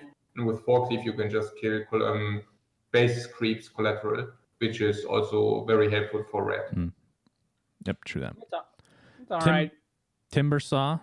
Sorry, we got some more stuff to go through. So red hero, 4/11. Dude, this guy went ham. 4/11 red hero, Timbersaw. Reactive armor is the passive. He gets 1 armor for each of its attackers, so max of 3, right? I think this guy's pretty good in limited, but not so much in constructed. You guys agree with that? Yeah. Meh. It's very average. It's good at some stuff, but like a lot of the red cards, like if you think of Duel or the Axe card, you just won't be able to use them with Timbersaw because he doesn't hit hard enough. Mm-hmm. Yeah. Agreed. All right, and I thought we were done with the heroes. Treant Protector, a 4/10 green hero, has a passive called Branches of Iron. Oh, I like that. Treant Protector's allied neighbors have +2 armor. And this hero doesn't really come together until we talk about his signature card, so maybe we just skip to the next one. I love this guy. I love this hero. Venomancer, a blue hero, 2/6. Comes with Venomous Nature, passive ability, summon a Plague Ward into Venomancer's lane each deployment phase. People don't know I don't believe they know what Plague Wards are. Skip them. Don't say a word. And I love this hero. We'll get to him another day. He's good. All right, so now we go over the cards. Black Sister of the Veil Creep. It's a 4/5. Choose a combat target for Sister of the Veil. We'll Yeah. just do quick thoughts for everybody for each one, so we can. It's good. Fly It's through very this. flexible because you can kill the hero or you can just kill the tower. It's a good card. And you can use it every round, which is super awesome. Yeah. Lifecoach, you like this one? Yeah, it's all right. It's not too powerful because it costs also 5 mana, but yeah, it has some versatility. So yeah, sure. All right, pick a fight. Sorry, Slacks, the 2 mana red spell. Choose an allied hero. It taunts, and you choose a combat target for it for only 2 mana. Pretty cool with like the old bristleback, eh? Yeah, so most of the time it's going to be worse than New Orders, but with Timbersaw we saw, like he's going to have 3 armor. So say he's tanking creeps, he's tanking them for free, but then again, he doesn't hit that hard, so he's probably not going to kill whatever he's targeting, but it's an okay card. Actually, it's a pretty bad card, honestly. Whoa. Late game, if you got 1 red and there's like 2 guys attacking your tower, you don't think it's good to have them taunt you instead for 2 mana? Hey, I feel like if you're in that situation as red, you're probably already lost, though, if you're behind on board and you have to taunt to save your tower's red. Probably right. This is where Timbersaw's passive comes into play. He gets 3 armor from using it. That hero sucks. Yeah, he's not the best. All right, we actually have about 20 cards to go, so not too What? far away. Are we actually gonna go through all these? Well, I feel yeah. bad. It's something like I feel dirty about this. I don't like this. I mean, other people are already doing it, so why wouldn't we? I guess so. All right, thanks, Slacks. Escape Route is a 1 mana black improvement. Return an ally hero to the fountain. This is, I think, the first time we've seen any card like this, I believe, revealed. Very cool. Is this good? I don't think so. I think in limited it's good, right? It has to be good in limited. Kind of. I don't know. Yeah. Oh no. In limited, I don't like it at all because Really? The huge loss just from the attacking. Like if you return to the fountain, you don't get the attack, which is kind of a big deal, especially if you do this more than once. It's kind of like a weird niche card for like saving your blue heroes. Maybe it depends on your other color, and I think that's the only situations you want to save a blue hero. Fair enough. Yeah. Okay. I don't know. If you're running like a mono black, what's the point of this? I don't see it. I think blue's the only time you would ever want to have this as a blue black deck. And even that, it doesn't feel that great. I'm saving my hero because I have to, but Okay. Heroic Resolve, a 2 mana red spell. Modify a red hero with after you play a non-item card costing 2 or less. Modify this hero with 2 health. I don't think I've ever seen this card played. There's another one that's coming up that's similar that I think is really good in constructed or in limited, but I don't think I've ever actually seen this one played before because they already have so much HP on these red heroes, right? yeah, you don't really need more HP most of the time. Do you like these? Are these kind of ramp cards in other games? Lifecoach, are there games where they have modifiers where they get stronger and stronger the more that you use it? Because I think the idea of like a early card that you put on that constantly makes guys get buffer is cool. But what do you think? Because I don't see these a lot either. Yeah, I mean, it is cool, but unfortunately the Heroic Reserve is not very strong, right? So if you would read give +2 heads and then modify it +2 heads every turn, let's say unconditional, then it would be quite a different story. But as it stands, it's also limiting your deck, right? So if you want to play it, you need to play 15 cards or 12 cards which cost 2 or less. And if you do that, you suddenly end up with really less late game, and that's not the best idea. All right, and its counterpart you can see on the right side is Rising Anger, which we'll go over very shortly. 4 mana, Black Creep, Tyler Estate Censor, a 2/8. The enemy tower has -1 mana, so in limited, I think this is quite good. Have you had experience with this, Lifecoach? Yeah, it's really good. Yeah, it's 4 mana 2/8, which is decent, and as an additional benefit, you just modify your enemy tower with -1 mana, which is quite strong, specifically because the creep has 8 health, which means he probably won't die for 2 turns, maybe even 3, and then you modify for -2, -3 mana. That's cool. I don't know. I don't feel that affected by the minus mana cards. There's a couple in them. It's supposed to be like a way that you could build the certain deck as like a mana robbing ones. I've never won in a game that was like, damn it, my mana! No, the how one could that this was be happening? The one that was revealed. What was it? The 4 mana modify enemy tower. That one's real bad, right? And the reason is because this doesn't modify technically. It just, while this is alive, the tower will have -1 mana, but it's a creep. So it's infinitely better, right? And it's the same mana cost. Creep is already good. Like 2/8, that's great. Yeah. It kills like 2 enemy creeps.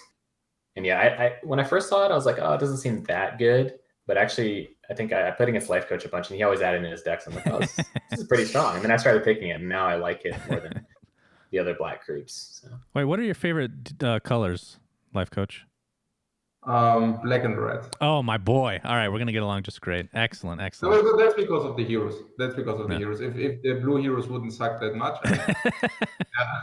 That's the fun of the blue heroes, though, is they get destroyed and then come back later. Yeah, it feels like a great comeback mechanic, right? So 3 mana, black spell, Dirty Deeds, deal 2 damage to the enemy tower for each of its improvements. One of the worst cards, I think.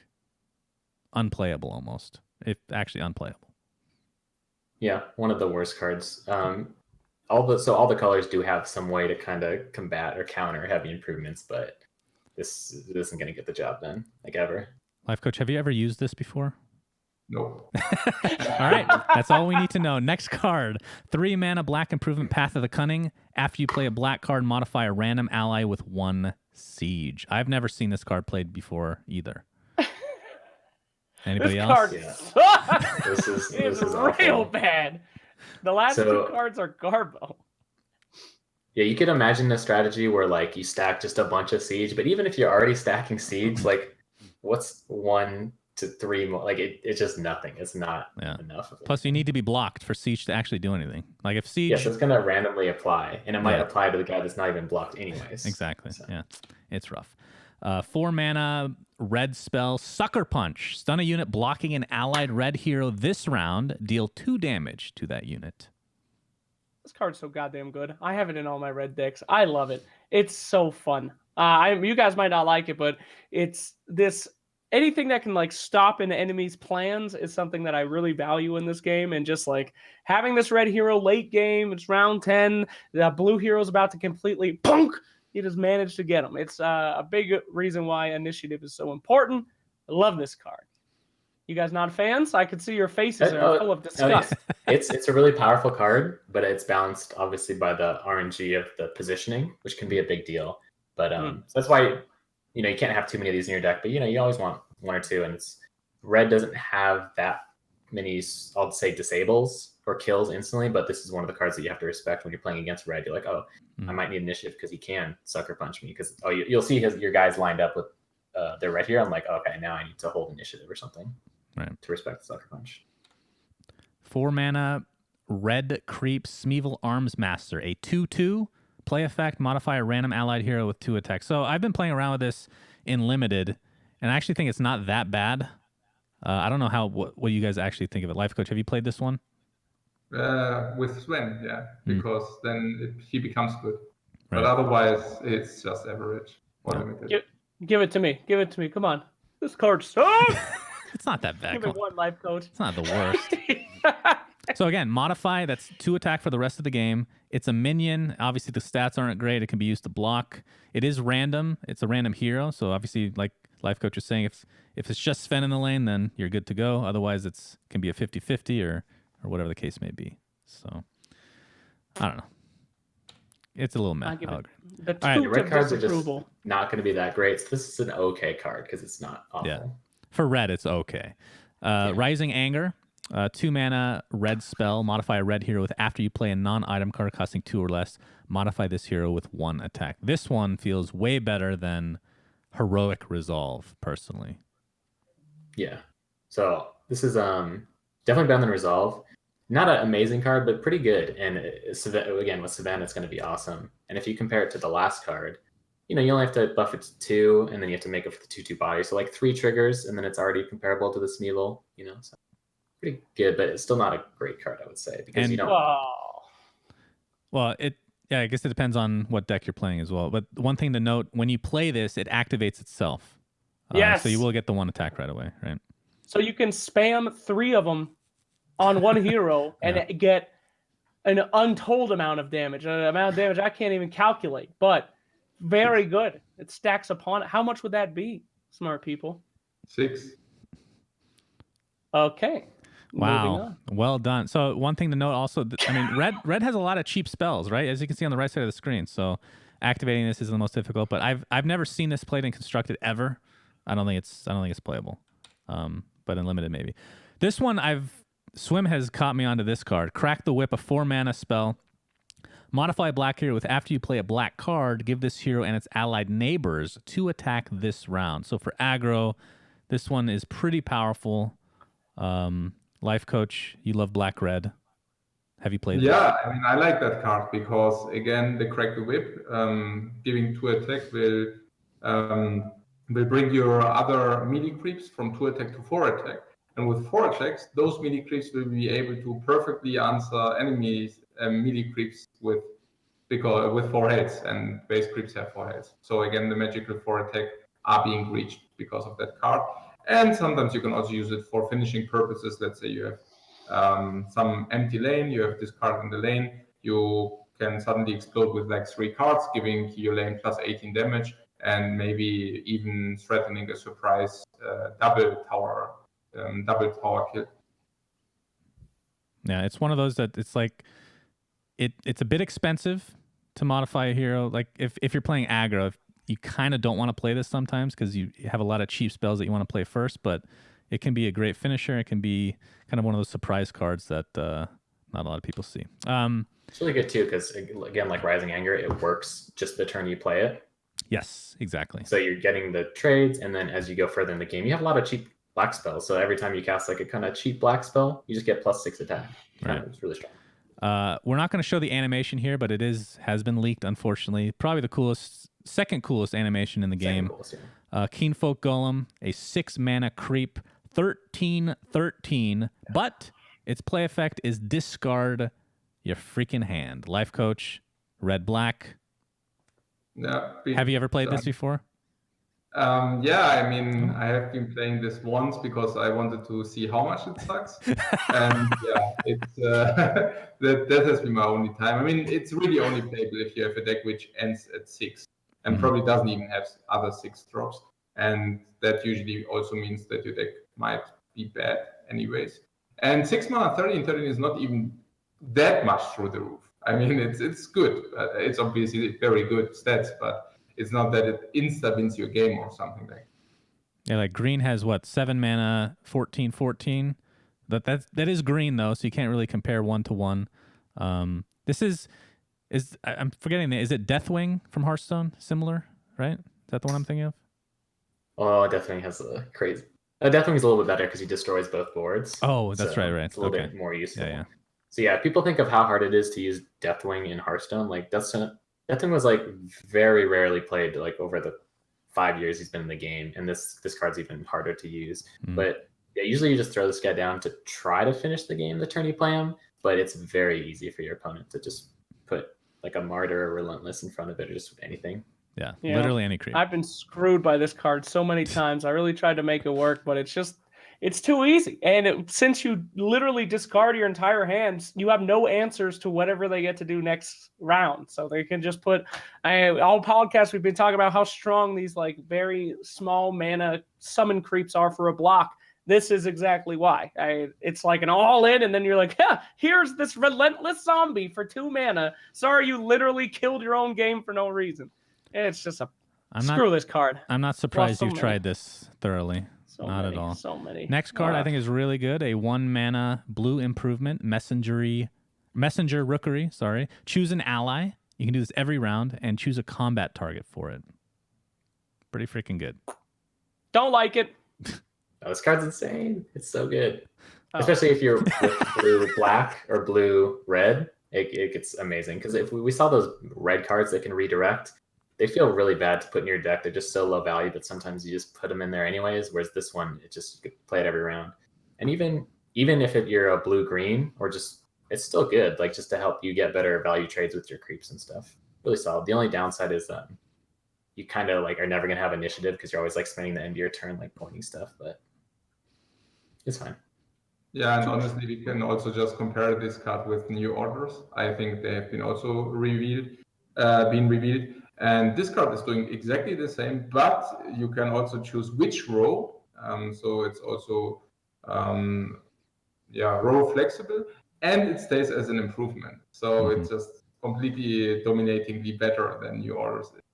If this was a red card, it would be the best card in the entire game. Yeah. Right. That's true. And you can put two of these, 3 of these in the lane. You could do some cool stuff too. Yeah. There's not really diminishing returns on it. This card is in every tryhard's deck. Oh, every single point, every single round matters. Just let the Lord take the wheel. Don't try to control everything. Every single time, the micromanagement on this card. Just let it go, baby. Roll the dice a little bit. All right, a card that I don't think is very good, but maybe I'm wrong. 4 mana, black spell, collateral damage, modify a black hero with 3 siege.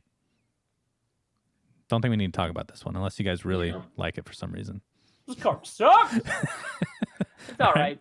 Moving on. I mean, stacking them's cool. If you get 3 of them and you just have a Sorla yeah, then you're like, oh, please block me. Oh, Lord, please. Oh, God. Please block me, Lord. That never feels good. A 3 mana black improvement, Revtel Investments. Add a charge to Revtel Investments after the combat phase. And you can use it at any time, but it will consume, or condemn, I should say, the Revtel Investments. You'll get 4 gold for each charge. So kind of like money in the bank. A little bit of a risk in case, the enemy destroys your improvement, but at the same time gives you a lot of gold every round. I've never actually used this in any gold decks because I think there's just better avenues. And it just can never fit this in personally. Lifecoach, you agree? Yeah, I mean, it's a very, very slow card, and I don't know whether Goldman is already revealed, but it's it has been revealed. Yeah, I mean, Goldman is doing nearly the same, but much better because you get the gold immediately. And until this creates you more gold than the gold mine, it will be ages. And afterwards, after you sacrifice it, the gold mine will still continue to produce, and the Reftel doesn't. So it's it's so much worse than the gold mine. Yep, agreed. Okay, this card is fucking disgustingly good. 1 mana, red spell, Fight Through the Pain. Give a red hero 2 armor this round and get initiative. This is called the No Tidehunter card because having it makes Tidehunter completely worthless. So, if you don't want to waste time on a big, bulky Tidehunter, just have this. It's great. This is a great example of a card that is going to be extremely different in limited versus constructed. In constructed, it's insane. It's 1 mana initiative. That's what you want. In limited, you're like, oh, I don't know if I can afford to have this thing in my deck. It doesn't do enough. So it's very, very strong in constructed, very weak in limited. Yeah, but still playable in limited. Yeah, still playable. By the way, I just have a small.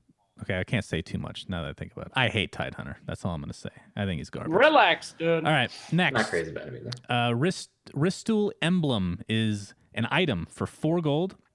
It's are they calling these accessories? The health items, I believe. Oh. Equipped hero has 4 health and -2 armor. The unit blocking equipped hero has -2 armor. What do you guys think about this one? Downside's really huge. It's really hard to use this card effectively, I would say. So Bruno told me about a little combo that I haven't had. I did have a chance to try it once, but it was just a small sample size. This plus Heartstopper Aura is so disgusting. It is so filthy because Heartstopper deals 2 piercing to everyone around, and with -2 armor, you're going to deal 4 to the unit in front. If you have it stacked, it deals those instances each time. It's cool enough to try, but I don't know how good this item actually is. I kind of agree. Oh, sorry. So if you have 2 Heartstoppers, it does 4 and 4? Or... Yeah, it'll do each instance of Heartstopper, right? So 4/4 to the unit in front for 2 Heartstoppers. So that would be the dream, and even then, I would say this card's not that great. Yeah, because that's just one scenario, right? It's very specific. All right. Ravenous Mass. I'm interested to see what... I know Slacks is going to love this one. A 4 mana black creep. It's a 1/1, but you have an active ability you can use every round. Condemn Ravenous Mass's allied neighbors. Modify Ravenous Mass with their attack and health. What's the creep in Hearthstone that does this again? Void Terror or something? Yeah. Is that Void something? Yeah, Void Terror. I think you're right. What do you guys think of this? This is a lot better than Void Terror. But it's not that great. But it's not awful in limited, but I would say it's not that great. Can't really talk about this one yet. There's cards that do make this one great that have not been revealed. Oh, so really? the combo is not there, but yet. But when that day comes, you will learn the power of the Ravenous Mass. There's one really insane combo with this card. Oh yeah, this card is built for another card. But Lifecoach, you ever used this one before? No. I see the PC loves it. I think it's horrible. I don't like it at all, but yeah. Okay. I mean, it's 4 mana 1/1, guys. I mean, seriously. 1/1. Well, Well, I one mean, cool thing you could do with it is if say your hero is like a Lich is what, 5/9? Say your Lich is 5/2. It's gonna die. If you eat the Lich, you get the full HP, not like the damaged HP. So I didn't kind know of a way that. to recycle stats. Really? Yeah. Does it work on that way with creeps as well? It gets the full HP even if it's damaged? Is it correct? I'm pretty sure that's how it works. I didn't think it worked that way, but I could be wrong. I've used this one time in my life. So either way, like just being able to reposition, like if you're getting blocked by something, you want to die anyway. This is an interesting one of these, but it's very niche, I would say. All right, only a few more to go. I fucking love this card. 1 mana black spell, Relentless Pursuit. Choose a unit in another lane and move a random allied black hero from this lane to that lane and deal 2 damage to the chosen unit. Oh, this card is so good. Imagine Storm Spirit, my friends. It's so fun. So fun. The great thing about this card too is you're never gonna have a TP on turn 1, but this card you can have on like right on turn 1. You could say like, all right, I'm gonna give up this lane and go for it and just start ramming this tower, and you can't do anything about it because you can't TP. Yeah, but I can. It just allows for a lot of divergent strategy right from turn 1. Lifecoach, red black. Do you play this? Please tell me you do. Yeah, I definitely play it. I'm not convinced that it's so OP, but it's okay. It's all right. What are you talking about? This card has literally everything. It costs 1 mana. It can move your character to a different lane, and it does damage. I mean, it's literally just, it has everything. Every weakness that a deck could possibly have. My hero is stuck. This guy has health, and I don't know. Fuck this card. It's broken. No, wait, it's the one or the other, right? I mean, it's the deal to damage to the chosen unit if you want to TP is not exactly usable because 2 damage will usually not confirm a gank.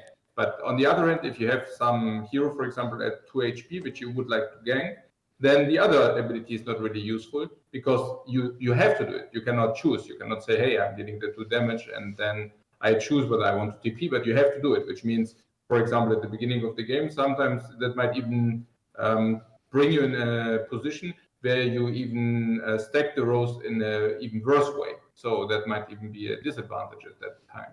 Yeah, it's. I actually play 2 of these. As much as I love it, I play 2, not 3 in my aggro deck. It is the Sorlakan Dream.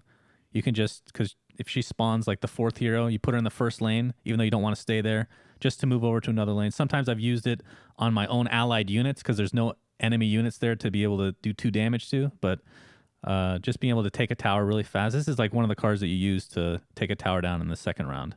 It is so fucking good. Of course, we talked about Storm Spirit getting buffed from the damage. This isn't 1 mana activator for it, and he can move around, so super good.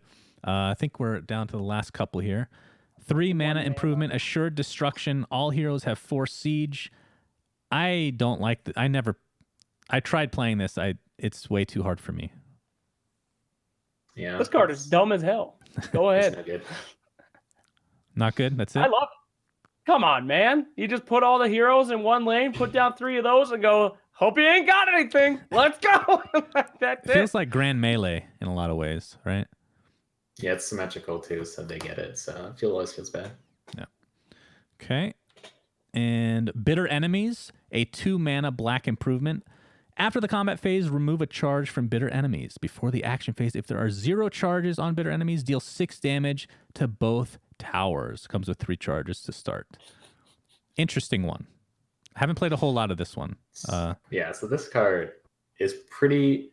It's not good, but in limited... Okay, I don't know how to say this, but if this ends up in your deck, it's very fun. It's a very fun, cool tactical card. You don't want to pick it. You don't want to put it in your deck. But if it's in your deck, it's a very cool and fun card. Opens up interesting strategies. Lifecoach, you agree? Lifecoach.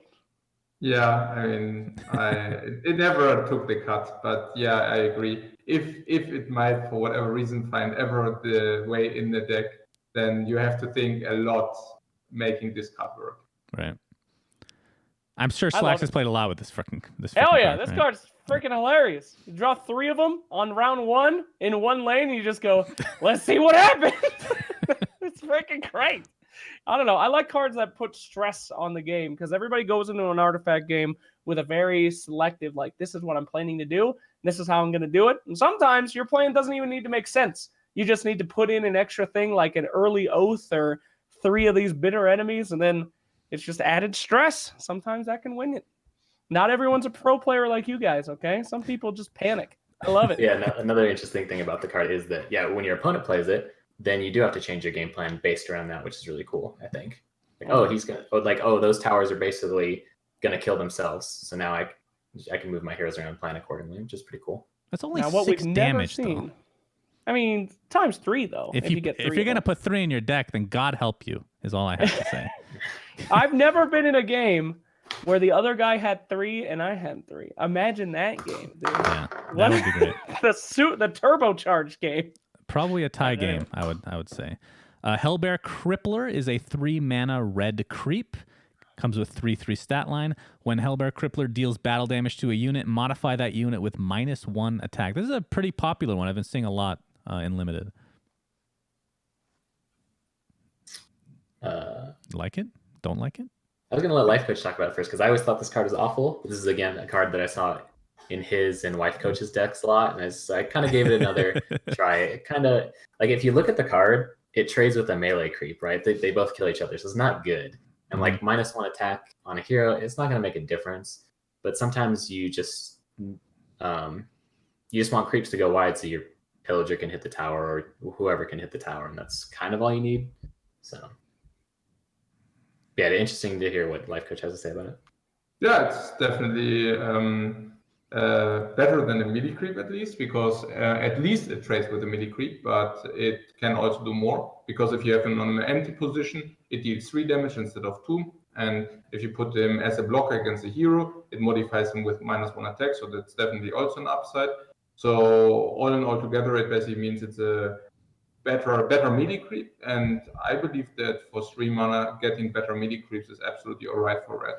I mean, because you start the game with 3 mana, and usually you won't be able to, I mean, because red heroes are early game heroes, you might start the game usually with 2 red heroes, and if you do, you will probably have empty 3 drops, which means you definitely want to play him on 3 than nothing.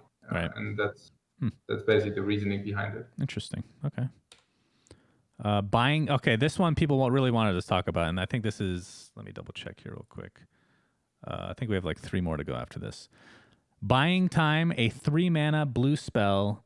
Give 2 random cards in opponent's hand +2 lock. So I know a lot of people. This is the first time anybody's probably talked about lock. Does anybody want to take it? Who wants to get eliminated from the beta? I'm pass on this one. Who wants to introduce lock as a mechanic?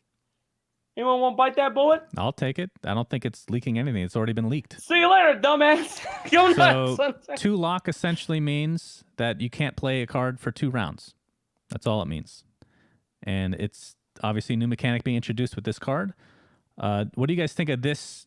Oh, just talk about the mechanic in general. Do you think that this fits in any decks? Stuff like this? Well, I love the mechanic. The mechanic is awesome. People in Hearthstone, we only have like 1 sort of mechanic to shut down combos. It's called Dirty Rat. It had a huge... It was really hard to use. But this is a more simple way to basically counter anything. Like, for example, I won't get too much into it, but say your opponent's deck is better than yours in a certain way, but this is one way to just counter anything. I'll just say it like that. You can counter anything with lock. Lifecoach, do you like this? Yeah, I don't like this card, but I love the lock mechanic, basically what Hype said.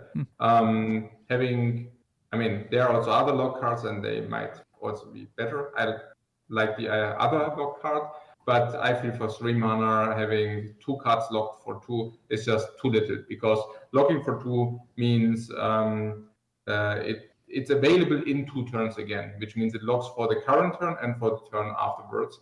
And if you play it, for example, in the mid or late lane, that basically means you lock for 1.3, 1.5 turns, right? And that's just not sufficient enough to invest 1 card in order to lock 2 cards for 1.5 turns or something. But in general, yeah, what Hype said, lock is a very interesting strategical mechanic, and I would love to see more of that. Wow. I think it's actually the first 2 people I've ever seen that actually like the mechanic, honestly. I've heard nothing but complaints about it. Slacks, what do you feel? It could be a pain in the ass, but there's ways to get around it. Again, a lot of these locks are randomized on your hand. So whenever I know that some asshole's running a lock deck, I just buy a bunch of salves and hope that they salve up the stupid-ass salves. Yeah, you can only buy 1 a round, though. That sounds like a horrible strategy. Hey, man! All right, moving on. We also have to say that lock is in comparison, because you now said about something about lock decks and stuff like this, but lock actually has insane diminishing returns, which means if you lock the first time, you always hit the cards. Right. If you lock the second time, you might lock the cards which are already locked. And that's horrible, because if you lock something down which already is locked, maybe for the entire rest of the game, then it's just very bad for obvious reasons, because it doesn't matter whether you lock a card for 3 or whether you lock a card for, let's say, 7 turns. Yeah, because if the game ends in 2, that just means in both cases that those cards are being locked for the entire game anyways. So it cannot really be abused in a way that you say, hey, I'm just running a lock deck. That's not really possible. And I just love in general mechanics which have diminishing returns, because it means it adds juice or some spice to the game, while not being able to be completely overused at all. Yeah, and it's countered pretty easily by the other effect pick, which forces the other people to just play their card. So I mean, it's easy. Yep, leak. No, All right, next. That doesn't exist. That would be hilarious. 4 mana black spell, Murder Plot. Give a black hero +8 attack this round, and choose a combat target for it.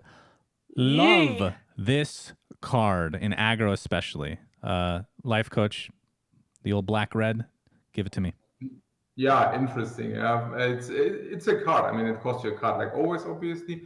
4 mana is not that cheap, and you choose a combat target +8 attack, which will usually confirm a gank, but you might also just overkill. So reading the 8 attack is not. I mean, sometimes you don't even need attack. You choose a different combat target with Phantom Assassin, and 10 damage might be sufficient. Right. So it's okay. I mean, the card is decent, and you can definitely play it. But it's maybe the 8 attack look more impressive than they are. Something to note is when you choose a combat target, you can also choose the tower if there's nothing in front of you. Like if there's an arrow and you're just hitting this guy and you don't want to, you go for the tower straight up. I find that to be a very common scenario in aggro decks, which is why I freaking love this card. Again, it's a nice replacement to Winter Wyvern. Why run that hero when you could have Murder Plot and do it 3 times? Just hit the tower. Yes, it's a really high impact turn 4. It's pretty much guaranteed kill on something, but it also has a huge upside just hitting the tower. So you can get some pretty sneaky lethals with this card, because if you imagine Bounty Hunter, he gets the flip for 11 attack. That's already 20 damage or 19 damage, but you could take the sneakily kill a tower very easily with this card. Another cool thing you can do is you can so say you Murder Plot just the tower, you can also gank another lane. So they say they have this extremely beefy hero on another lane. You just Murder Plot your guy and then gank it, and then it's gonna die. It's pretty cool. Sweet Lord, I never seen that before. That's horrific. Oh, Thank you for that. Yeah, it's beautiful. All right. Final card, my friends, that was leaked. Hey! A 2 mana black improvement unsupervised artillery. Deal 4 piercing damage to the enemy tower. May only be used if there are no unblocked enemies. You can use this every round. I thought this was really bad when I first saw it. I actually really like this card now. Interested to see if you guys agree or disagree.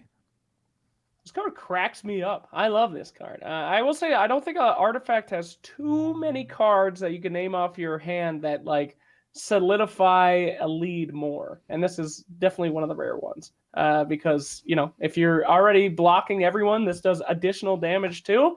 And I think it's hilarious. So It's good. This is a super interesting card because you kind of have to be ahead on board to get the damage in, right? So you can think of it as a win more card, but then I'll start over. In most situations, you're winning one tower, your opponent's winning one tower, and then you're fighting over the middle lane.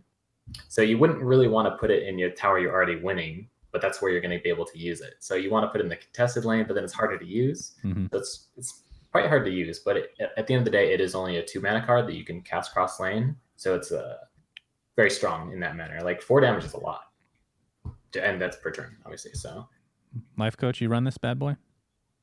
Well, if you play it on turn 3, on mana 3, it's good because, again, 4 damage every turn from the beginning of the game is it's just powerful. The downside, as Hype said, is you cannot really finish off towers with it because, let's say, there's a tower at 6 health, you need to finish him.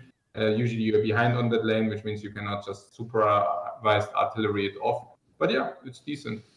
That's an interesting thing as well. If you play it really early, then the opponent will actually, in most cases, will put more units into that lane or expend more resources, which you can use to your advantage to maybe juke them a bit. I'm sure Slacks would love to use that strategy sometime.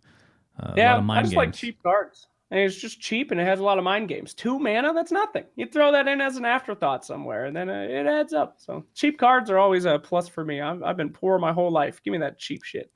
All right, friend. We made it. We got through the We lead did it! cards. We got through the Oi! reveals.